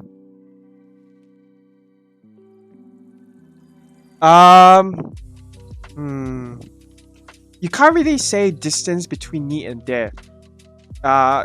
Is like both of them mean at a particular place, at a location. So ni is at whatever the place is before the particle ni. De is the same, but one is used for I guess indirect actions or actions not really direct or aimed at a particular object. So as I said, you can't necessarily do something to, doing something at a location. Yes, that's it. As Exterize has said in chat, ni is at a location, de is doing something at a location. That's perfect. I think that pretty much answers that question. Yes, you can't say it's I don't want to confuse you guys yet, but all I want you to do is just remember those two for now. Just remember that. Don't try and jump ahead yet, because you might get confused if you go too fast. I understand the want to learn everything quickly, which is good. It will serve you very well when you try and learn this language. But for now, just know that de and ni use similarly, but mean slightly different things.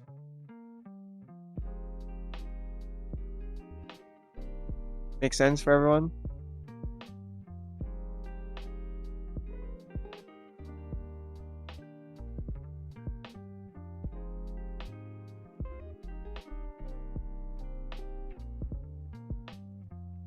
Okay.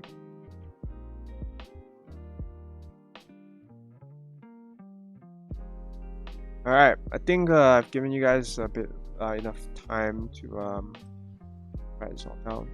Okay. Now, the verbs. Pay attention to this. Verbs are extremely important. You did that particle is wrong. You got the particle wrong already. Well, okay, you're typing on the keyboard, so it's fair. You might type that wa instead of the actual correct wa, which is the ha. Yeah, that doesn't matter. He gets the point, right? Verbs. I hope you guys are ready for the verbs, because you guys need to know the verbs. All right. So on top of knowing the nouns, or like, you know, the location, time, the object, and the subject, you also need to know verbs, because backbone. I put this spine here because to represent that verbs are, it's like yeah, you need it. You need it to be able to make a sentence.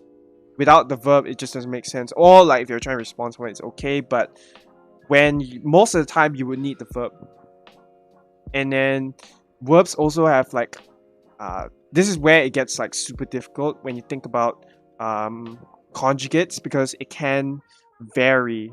It can be like, oh,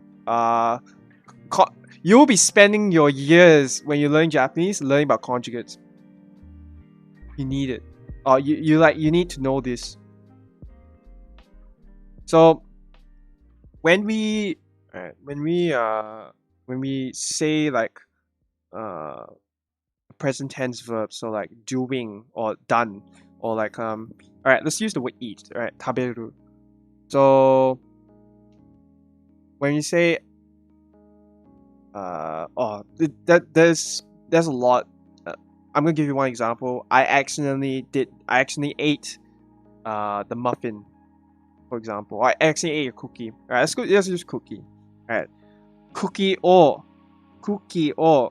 tabete shimaimashita. Compared to I ate a cookie, which is cookie o tabemashita. Alright, do you see? Alright, I'm gonna write this out for you guys. It'll be easier for me to eat.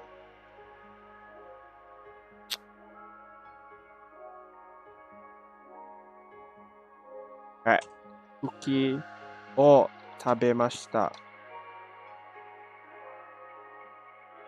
Cookie o tabemasu. Cookie o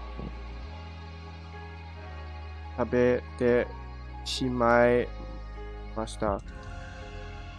Here we go. This is going to be like really this is going to be another galaxy brain thing that you guys might be like, oh my god, what does this mean? So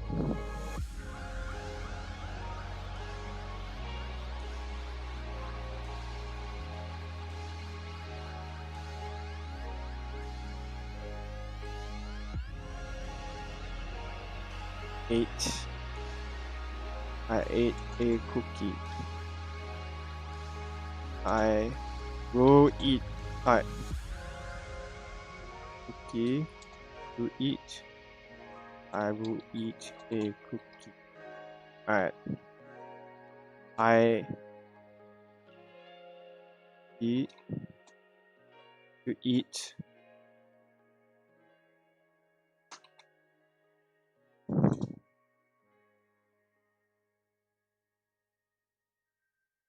Okay. Now I will go. Alright.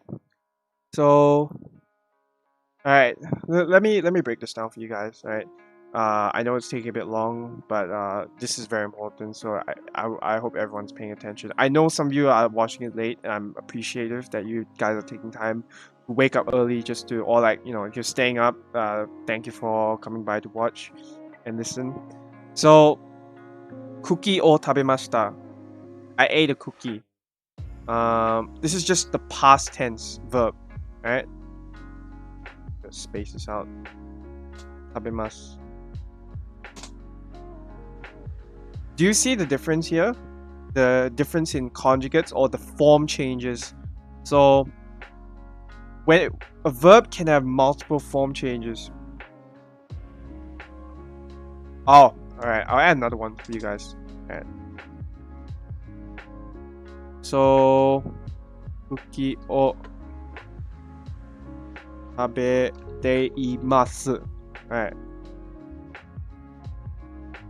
Cookie eating. I am eating a cookie. Alright. Do you see the difference here? I'm gonna move this. Alright. So let's go from the top. Cookie. I ate a cookie. So this is a past tense version.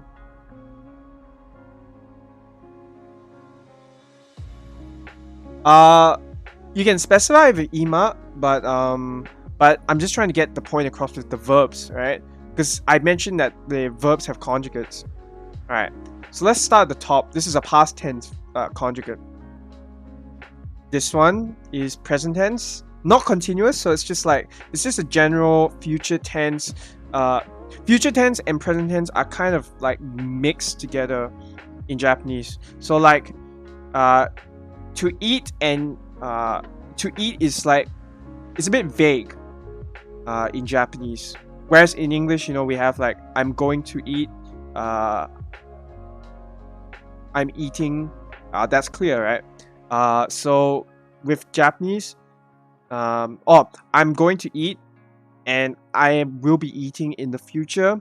It's the same. It's pretty similar.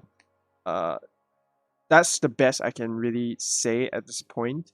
I'll probably learn from this lesson how to describe it better in future.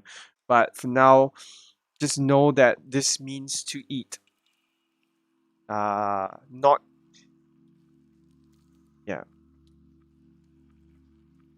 Alright. Tabete imasu. Alright.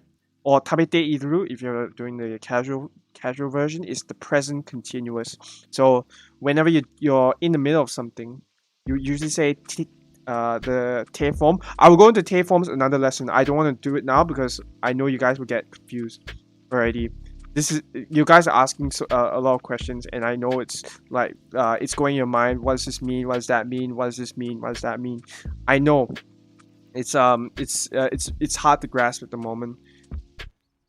Te imasu is a te form for like present continuous. So like when you're currently doing something and you're saying I'm currently doing this at the moment, you use te imasu or de imasu or whatever the te form version of the verb that you're using for that particular sentence. That's what it would look like.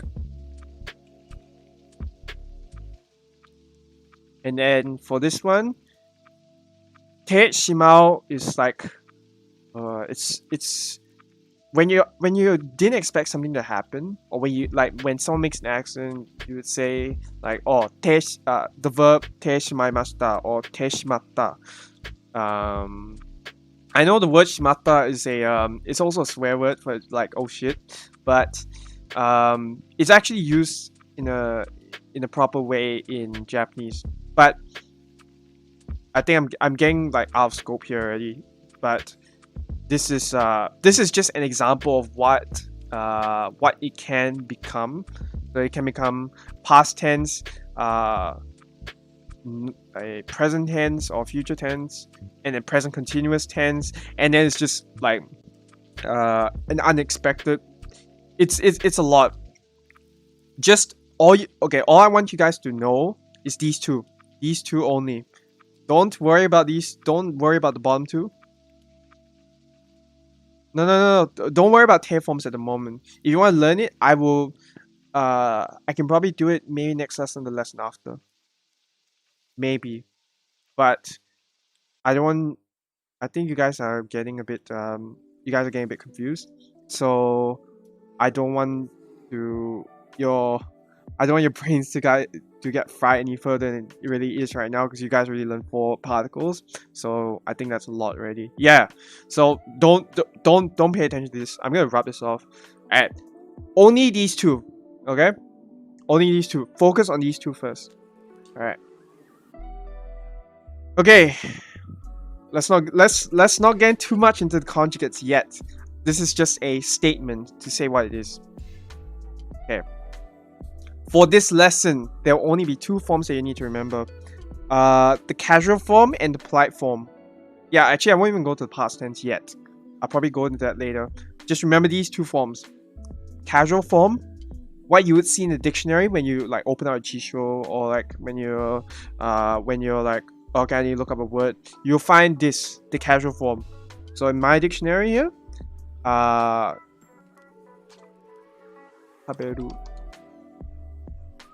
Alright, this is the casual form. Alright. Every verb in the dictionary starts off with a casual form or like a normal form. Polite form. This is what people usually use the most. Whenever they're communicating with someone new, or like they don't know who they're talking to. Actually, no. Casual forms used more, sorry. But polite form, you would use this a lot. You see it's used a lot as well. I can't really compare the amount of usage because both are used as much. But I can't really tell which one is used more. But both are important. In many of my examples, I use the polite form. So when you see the mas at the end for a verb, everyone needs to know this because let's say you go to Japan for holiday and you want to ask for directions. How would you approach someone? Let's say when you go to a new country, right? You don't really know the person. You don't really know the people there. You don't really know what to say, but they speak English. How would you ask, right?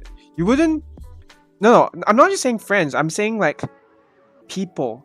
So how would you usually talk to people? You would say please, right? When you want to ask someone, yeah, you'd be polite, right? You wouldn't just go out and say, oh hey dude, where's this place, right? Usually, unless of course you're like you have no courtesy, but that's besides the point. You would be polite, right? Japanese people tend to be very polite, so this is very important to them. You wouldn't say doko. Okay, so in terms of exercises, example, you would be like, sumimasen, KFC wa. It's not KFC ni because it's in this case it would be the focus. So KFC would be the focus. So you'll be like, KFC wa doko desu ka? So when you say des, right, it's a polite way of saying da. It's a copula for, or it's like a shortened form, I guess a better way to say it, of de aru. De aru means to be, or to. It's just a verb saying to be. Oh, yeah, de aru. So des is the very very polite, it's the polite version and the one people use a lot when Japanese speak. They use des. So when I typed, go back to one of my examples. Kakimashita, that is polite. Another one is ni. Shimasu is polite. Yes. Doko desu ka? Ka is like the it's a question mark. I know we put a question mark as a punctuation in Japanese, but the actual question mark is the ka. Yeah. Ka is actually a question mark. Alright, I hope this makes sense to everyone. Alright. Now, how do you change a casual form verb that you see in the dictionary? You'll be like, oh, okay, how do I've seen this in the dictionary, how do I turn it into a polite form so I can use it whenever I talk to people? So, this one I know you guys were looking for. How do you convert that? Alright. The verb kaberu, to eat. When you want to convert it to a polite form, you would change. Okay, I'll go through the verb types later because there are verb types which will change the way that a verb changes from a casual form to polite. Yeah, Oh, so mora is a very, very I guess language specific term for Japanese. I would just say it's a more easier way to see, a more easier way to understand is vowel. Yeah. The kana basically. So what I mean by that is the last mora would be ru, or the kana would be ru. In this case, ru, mu, and ku would be the character you need to change to make it polite. So, example, taberu, you will change it to tabemasu. For yomu, it will be yomimasu, and kiku will be kikimasu. Kiku has like it has different words, but it's the same pronunciation. Does this make sense to everyone? This is just a start, so I'll try and describe it a bit more. Yes.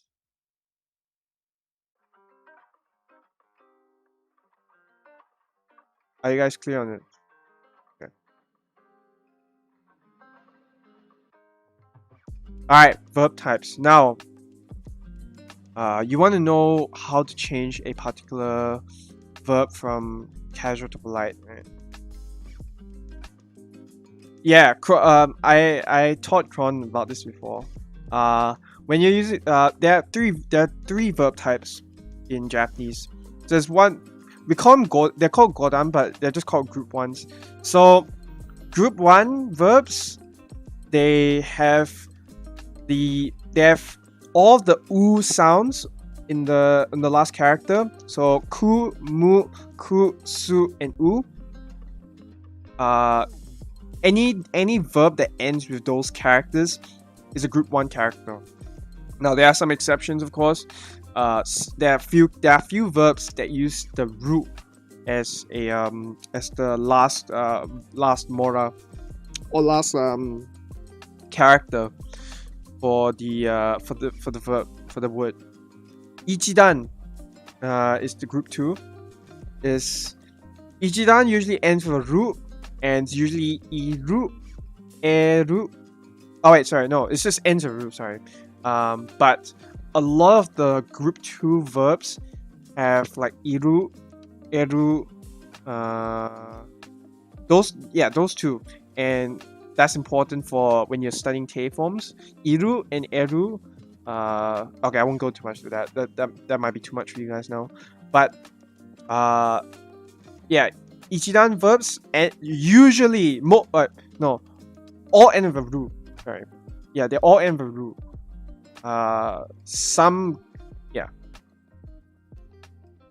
They're all end with ru. And then group three is the easiest because there's only two that you need to remember for group three. There's suru, which is this is probably the most versatile verb you would use in Japanese. The suru, for a lot of two kanji words, you would attach suru to those nouns to make it a verb, so you can turn those nouns into a verb. Kuru is just to come. I don't know why it's just suru and kuru, but that's just how it is. Kuru. Does this make sense to everyone? Is this too confusing, or you guys have anything that you want to ask about this?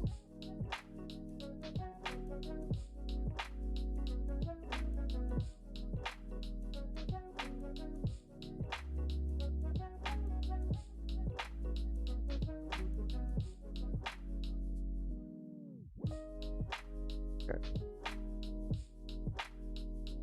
Anyone else?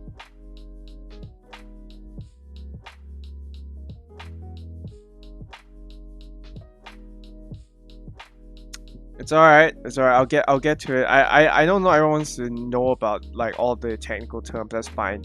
But I'm gonna move into it. Alright, no mind, I'll just move into it now. Okay.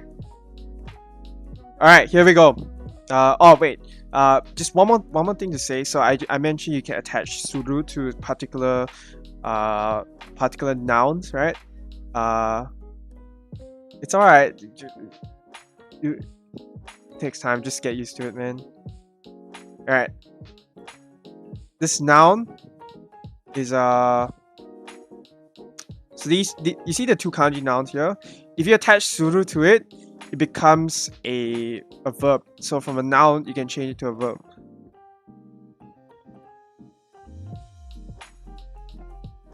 This is henka, not henshin. It's henka. Henka. I checked it.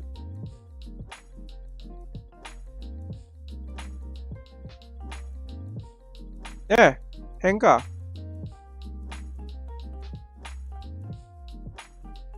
Alright. Okay, so from that noun, you change it you can change it to a verb with if you attach suru, like this. You will encounter a lot of these later, so I won't go too much into it. You'll find out about it. You guys can come back to this VOD and be like, oh, okay. I'll also post the slides in the chat as well, so you guys can go back to it. All right, I don't want to delve into this too much. All right, here we go. Casual to polite. How do we change the casual to polite forms? All right. Here's the formula. So I'm going to all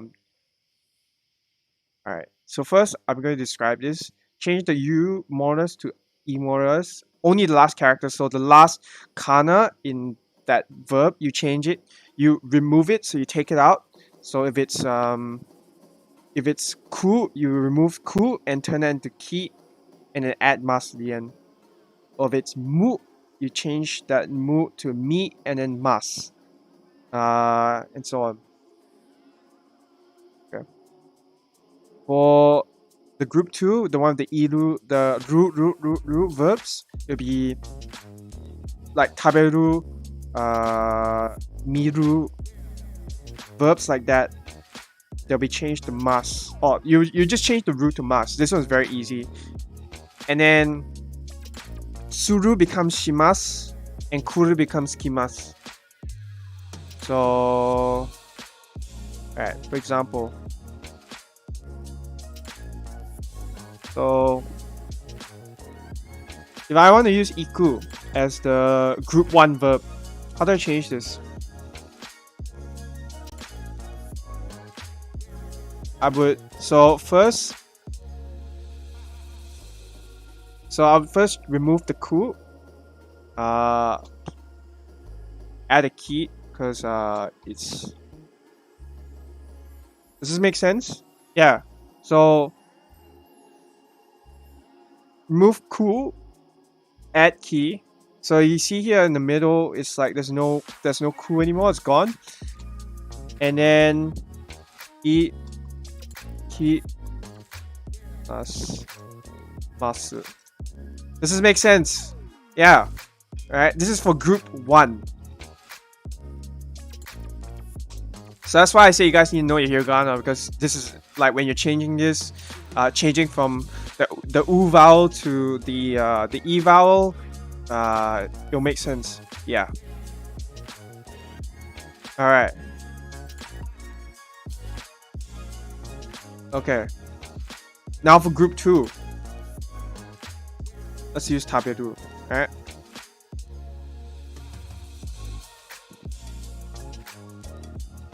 Tabe plus masu. Tabemasu.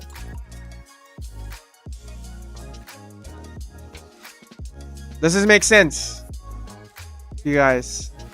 So you see the process I'm taking to transform one from, yeah, group 2 is definitely easier. Yeah. And then suru would be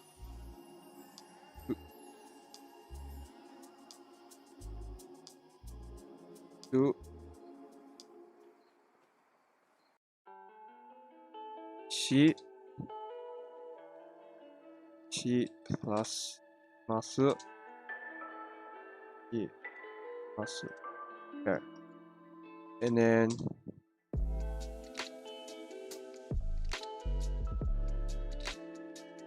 alright. I plus masu.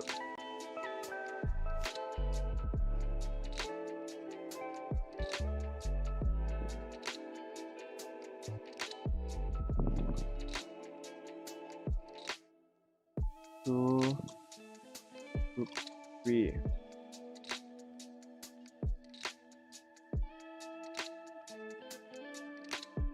Yes, Kiku will turn to Kikimasu, correct. Yeah. Does this make sense to everyone?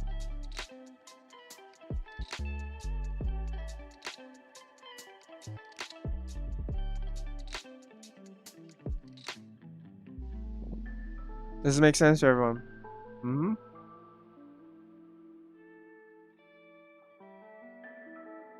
Very good.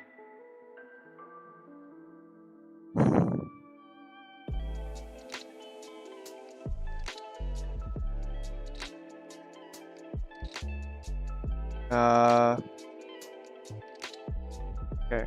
So the explanation again. Change the U moras or the U vowels, only the last character for group 1. Change it to an E character, and add the mas to it. I should actually make this into a PDF for. I should make my own PDF. Sorry, not PDFs. Was it PNG or JPEG? And just like post it somewhere. I think you guys would like it. All right. And then for group 2, change the root to mas. So just that one's very easy. Just change. That one's just altering the last character and adding this in. Suru becomes shimasu, and kuru becomes kimasu.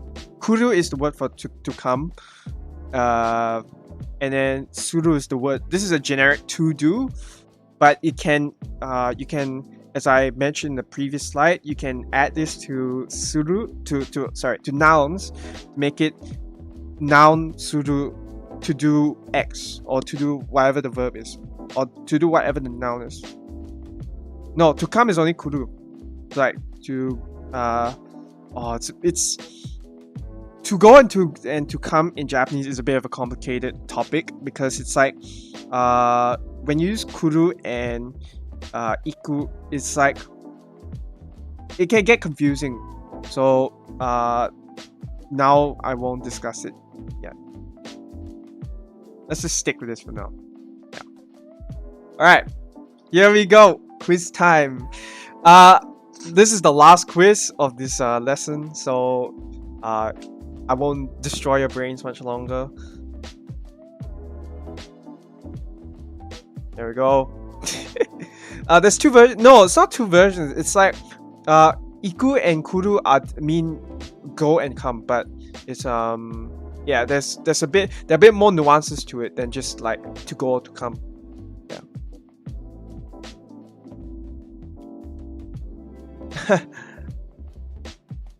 Alright, quiz time. Here we go. Now, with the rules that you guys just wrote down, I hope that you guys wrote it down. Can you guys change the following verbs to polite forms?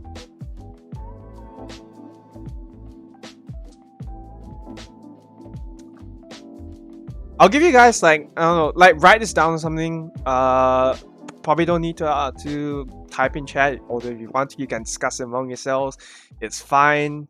I will show the answers like done. Just write it down, or like, you know, type it out somewhere or something like that. Just get a notebook, or like even notepad works as long as you can type on it. It's all right. Yeah.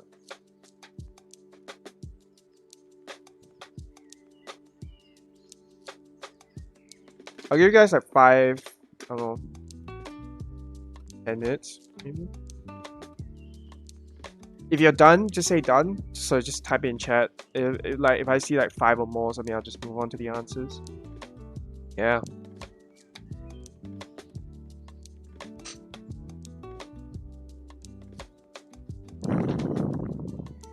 Kanji ru is to feel. Yeah. Kanji ru is to feel. Just try it. Just give it a shot and see how far you guys get. I want to see if you guys get debated or not. It's alright.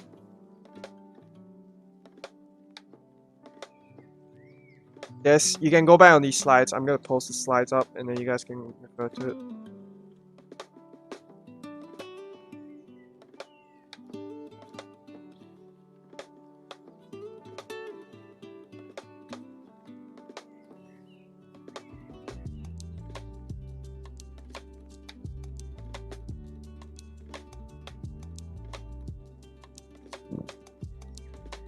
Sanpo means to walk or like to have a stroll outside.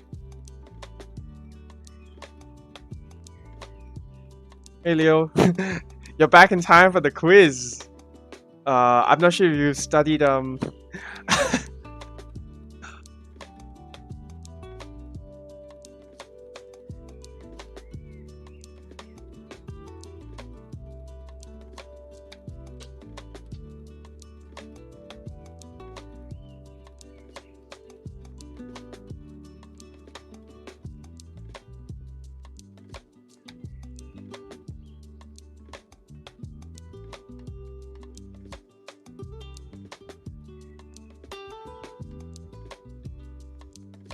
yeah, just trying to try and okay, there are a few debates in here, so you guys might be like, oh, what, why is this what's this why is this like this? I'll tell you, there's some exceptions in here. You guys might get the debate, so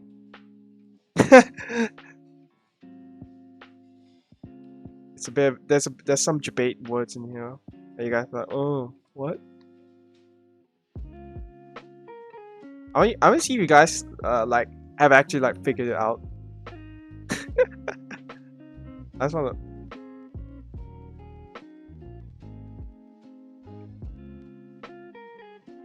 Tell me when you guys are done.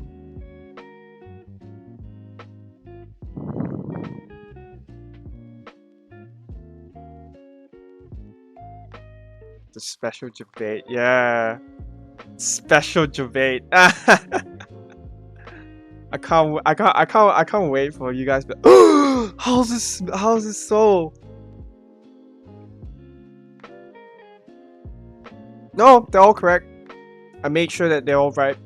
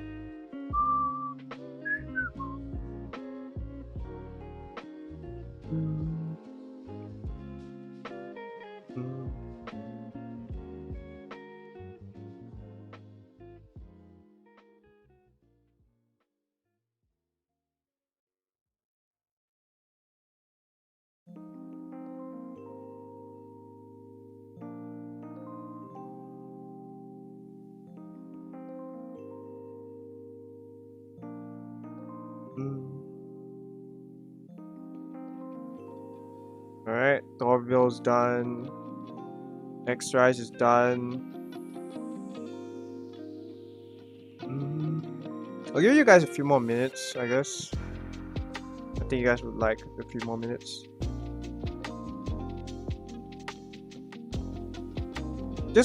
Yeah, just do your best. If you're struggling and you just like can't figure it out, all right, don't worry about it. I'll give the answers in a moment. Oh, maybe slides me away.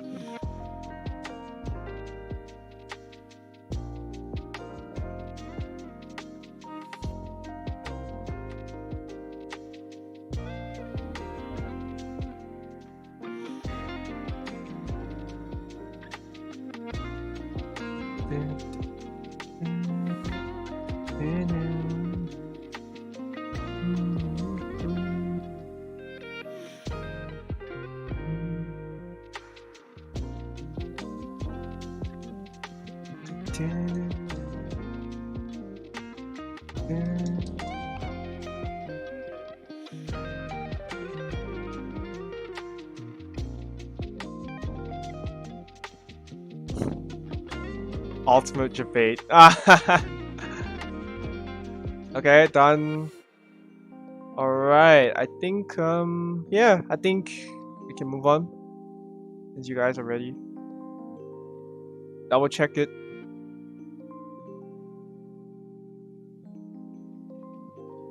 All right.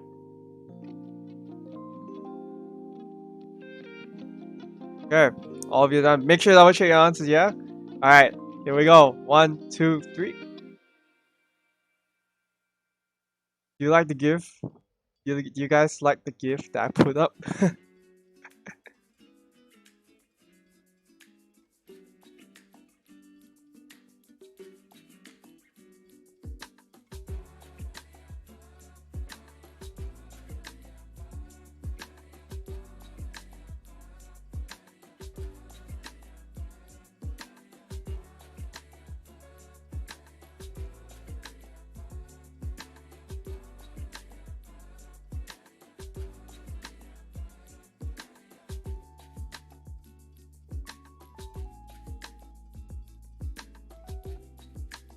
All right, here's the answers before you guys get distracted. All right, so let's go through this. All right. Okay, no. All right, so I'm gonna give you some debate here. All right, so let's start from the top. Kikimasu. This one is simple. Kiku, you change the ku to a ki and then put atmas. Mimas is a group 2 verb, so you remove the root and add mas to it. Kanjiru, you remove the root here and turn to kanjimasu. Nomimasu, this one's simple. Nomu for a drink. Nomu, remove the mu, turn to a mi, and add mas. Shirimasu. Now, this one is a bit of a debate because it's like this is the correct way to write it. So it should be shirimasu, not shimasu. Because it'll be confusing, right? Because shimasu is the verb used for suru. So how can you tell the difference, right? So I think that's why they put I think that's why it's shirimasu instead of shimasu. Yeah. So it should be shirimasu. Yeah. Yeah, they don't usually say shirimasu. They usually say shiteimasu. I'm just putting it there just because to get the point across. That this is how you would convert a casual form verb into polite. Kaku is kakimasu. Hairu is hairimasu, not haimasu. Right? This is another debate verb. It's hairimasu. There are only a few exceptions, so you guys don't have to worry too much about remembering all of them. There's some, like you just need to remember those couple verbs. Hairimasu. This is the correct way to say it. Kao is kaimasu for to buy, to shop, or kaimono, yeah, to buy.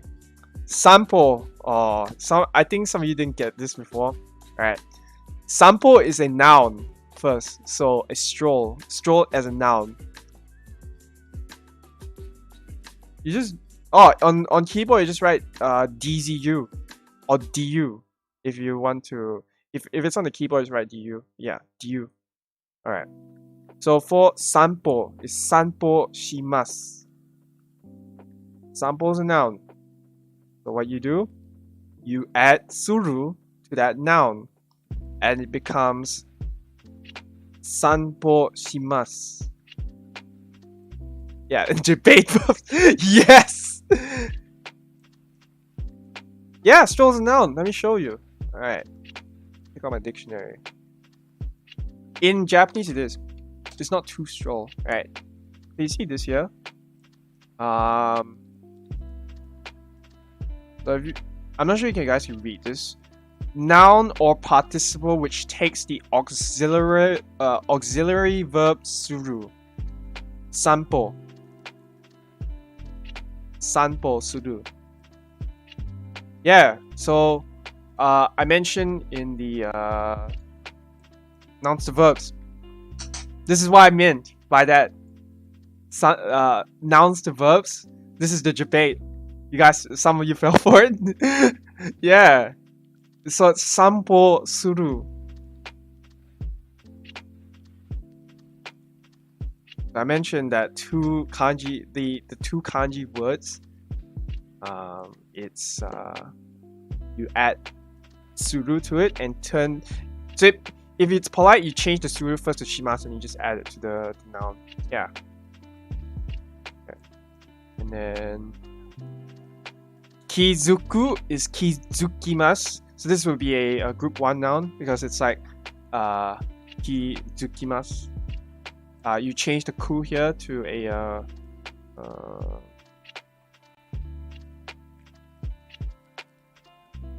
you change these characters to an e vowel or e mora and then add mas to it. So it'll be kizukimasu. And then the last one, the other debate, kaishi. So you see how this I put this should have already given it away. Like if you look at the two, usually if there's two kanji for and then yeah, usually if there's two kanji with no usually if there's no verb, you should know that you add suru to it, so it becomes shimasu. It'll be kaishi shimasu to start or to begin. Everybody clear with that?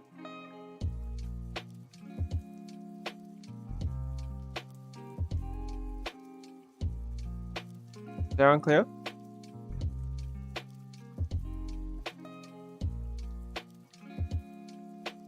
Yeah.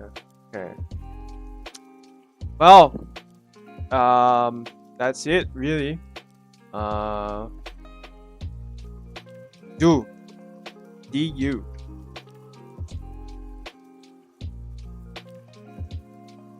Yeah, I got Donald's email.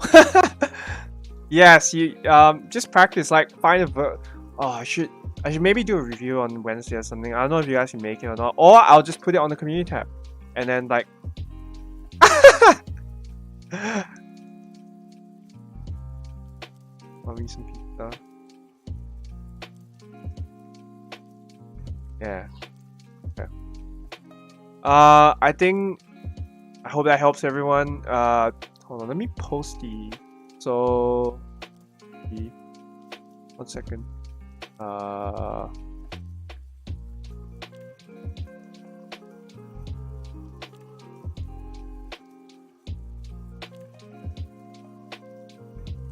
Here we go.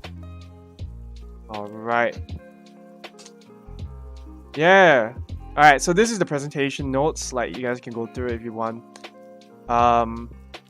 The homework is, it's up to you, like what you want to like how you want to review this. I'm not going to give like a specific like oh you have to do this to understand it. No. The point of this is just for you to have a go. For you guys, not just to give you guys information, but to like pull out your ability to be able to figure out, okay, so this means this, right? Well, I'm not necessarily the one who gives the homework. Like, there's another guy who does it. He's not here. I don't know why. He's like, he's not. He's being lazy. All right. Thanks for the subscribe, Alexander. Riku's not here. He's not here. Yeah. Yeah. You guys can refer to that presentation. Uh, yeah. Uh, try your best to like review this because I'll be building from this, so I'll be giving other particles as well, and you guys would want to know those. So yeah, that's it. Like we're like 3 hours in. Yeah, 2 hours 50 minutes. That's it. That's it, guys. But yeah, here's the summary. Just take a look at this. Just read through it. Summary at the end. I mean, it's okay if you're busy. Like, don't feel bad about it. No, that's fine. One favor I have to ask for you guys is to promote me or like tell people about this channel if they really want to learn Japanese but they have no idea how to do it and they're like confused about certain topics. Just point them to this VOD. I would like more subscribers. The more that I see, the more I'll be willing to do an live 2D uh, for like more entertainment value. I know you guys like my jokes sometimes, or like if you guys want to see something special from me. I want to do more of those, but I would like to have more of a chance to be able to expand and yeah, for people to be able to enjoy. Yeah, thank you very much, Xrise. But yeah, this is really it for today. I don't want to make it too complicated for you guys. This should be enough to last at least a week. If you need time, I'll just go through particles next week. Yeah. So I'll prepare that, and then I'll show it to you guys. No problem. Thanks, Egg Timer. Thank you.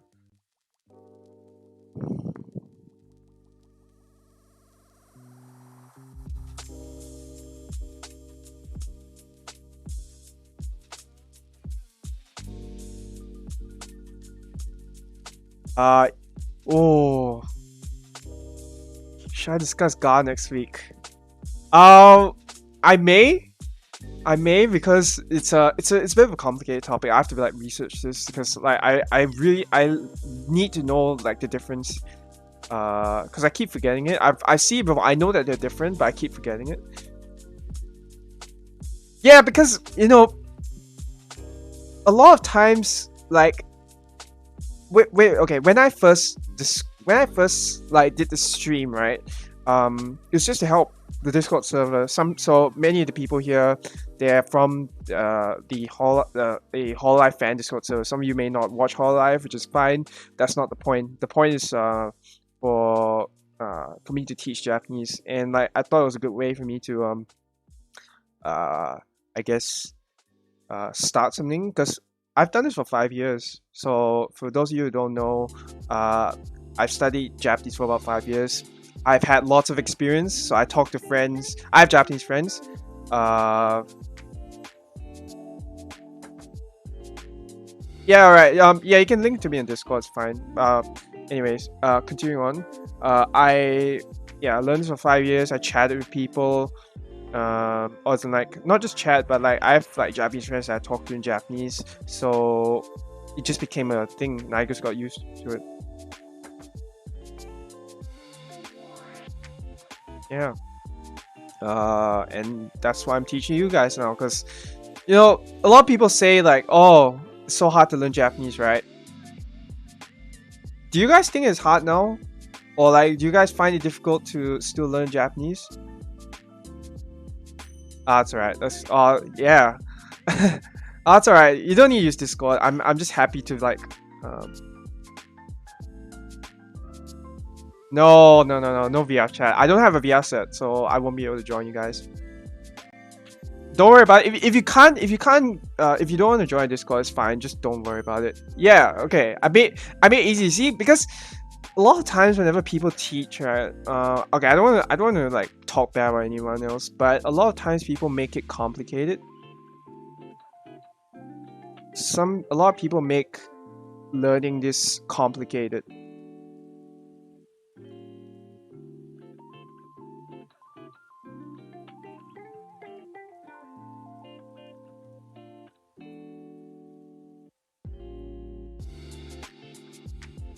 Yeah. Thanks for coming, everyone. Yeah. I'll make a Patreon or something eventually. No. The Discord is not for Japanese study. The Discord is for Hololive, but I came from there because those people they're just like, oh, you should stream Japanese, and like people wanted me to like teach them. So I thought, okay, I might as well try this, and so far it's been successful. I mean, like, despite the number of people, I know there's only 20 people watching at the moment, but I know that a lot of people like the lessons, and like some people just stopped by today, which is cool. I'm really happy that new people have came today. For those of you who are new, just go back to my I have VODs. I might put in, I'll think about putting to a playlist for everyone to watch. Yeah, that's really it. No, it's alright. It's done already. Bingo. It's finished. Yeah, you can rewatch the stream tomorrow, but it's done. But thanks for coming. Thanks everyone for coming. I appreciate you being here. It's a motivation for me to be able to see people on my stream, because you know I've never actually had this many before. But I would like to see more. You know, it's nice to see more people on my stream. I'll try my best to make it more entertaining. Because I know it's hard to read text. Just text is really difficult. Yeah, but if you guys have any questions for me, you can ask now. Is it done?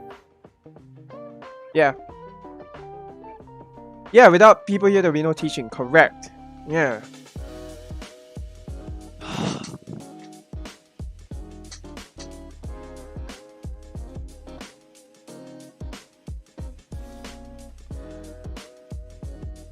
I mean, text only is good, but it's like some people, not everyone can take just text only.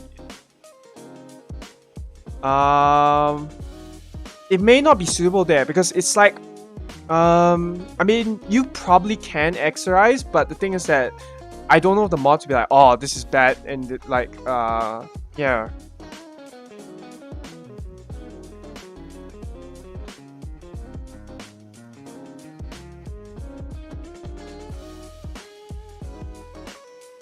It's alright. That's why you're here, right? To like, what's it for? You want Japanese to be fun. You want to learn it. You want learning it to be fun. Okay. My birthday is coming up in a couple of weeks' time. Maybe I might do a special stream for my birthday. So you guys can come and watch and just like see me play a game of Japanese. Japanese only. I'll find one. There's definitely one out there. Yeah. No, I don't have a live to lead. No, I can't do it because as I said, I need money for that. No, I don't play horror. I'm sorry. I don't play horror. I don't play horror games. But I will play like a JRPG or something like that. That one is fine. Final Fantasy stream. Maybe I might do a Final Fantasy stream. 3D debut. 3D debut is only if you guys give me bring subscribers to me. It'll be a Tanjobi stream, yes, but I'm not gonna do a 3D yet. 3D will come later. 3D will come once I have enough subs. Yeah. Yeah. Bring subscribes to me. You see that? Do you see the dollar sign? Where it says show your support. I got that there. Oh, actually, you know what? I'll set Streamlabs. It might no. I got the Sword Online games. Let me go through my. Alright. So I got a lot of games here. Sword Online. This one works. I can play this. I also have this, which I think is in Japanese. It can be in Japanese as well. Yeah, I have a lot of games here. I can play this as well. I can play Final Fantasy 14 if you guys want to see it in Japanese. What else? Oh yeah, here's another one. Online. So, Axel is online. Another one. Yeah. If you guys want to see this, I can probably. I don't know. I'll make a community post somewhere. Oh yeah, this is another one. This one will be a bit harder for everyone to understand though, because it's like Sekiro uses very ancient Japanese. So yeah, I haven't bought that yet. It's Alcialization Licorice. I don't have that. What else? Yeah. That's pretty much it, really. Yeah.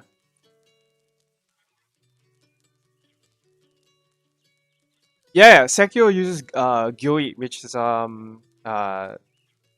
it's mostly used for like when servants like answer to their lords, you'd say Gyoi. Yeah. I might do a Sekiro stream. I may do a Sekiro stream. I don't know what people will be like. No, Honkai Impact I don't have the Japanese version, so I won't do that. But for the purpose of learning, for the purpose of learning, or like just for you guys to get exposure to how I play games Japanese, I'll give you guys a stream, and hopefully you guys will enjoy it. But yeah, that's it. If you guys have no other questions for me, you're free to go. The stream is done. No. My Honkai client is in English, right? I play on C. Alright. Fine. You guys. Alright. See this? Hold on. Wait. Go to my Here we go. Alright.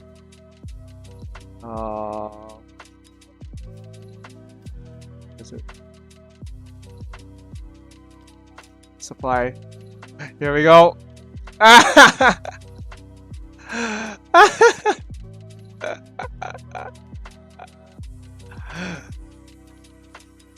Here we go. Herschel Thunder. Alright. And then focus supply. Supply history. Banara's Awakening Tea. And then I also did this one.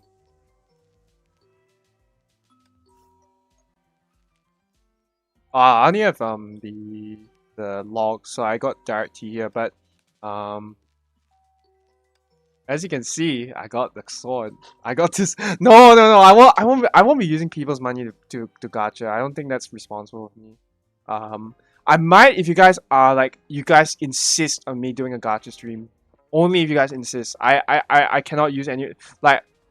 I don't feel like it's right for me to just like take someone's money and be like, oh, okay, spend it away. You guys will like really. You guys have to like really say yes, and everyone has to be fine with it. Because I don't want to be like, oh, I use your money for gacha. So no. Yeah, live 2D I will be fine with doing it. I will set a Patreon for that maybe, but yeah. Yeah, it's got a bit off track. Okay. But yeah, thanks guys for coming. I hope you guys enjoyed the stream, and please leave your feedback, maybe in the comment or something. If you go back to it, just leave a comment, just saying like, oh, okay, this is good. Maybe you can try this next time or something like that. I'm always looking for new ideas to like improve my streams. This is my 4th stream. Yeah. This is my 4th stream. I didn't know how this this was going to turn out, but it looks like it's fine, it's successful. Even though it's like 2nd, 3rd, 4th stream, people still came anyway, so that's what I'm happy about. and I know you guys are at least, you know, you guys are taking time to like come on my stream to like learn Japanese. That's enough for me. But it'd be better if I can get some more monetary support. Just saying, you know. But yeah, the best part is you guys are here. That's it.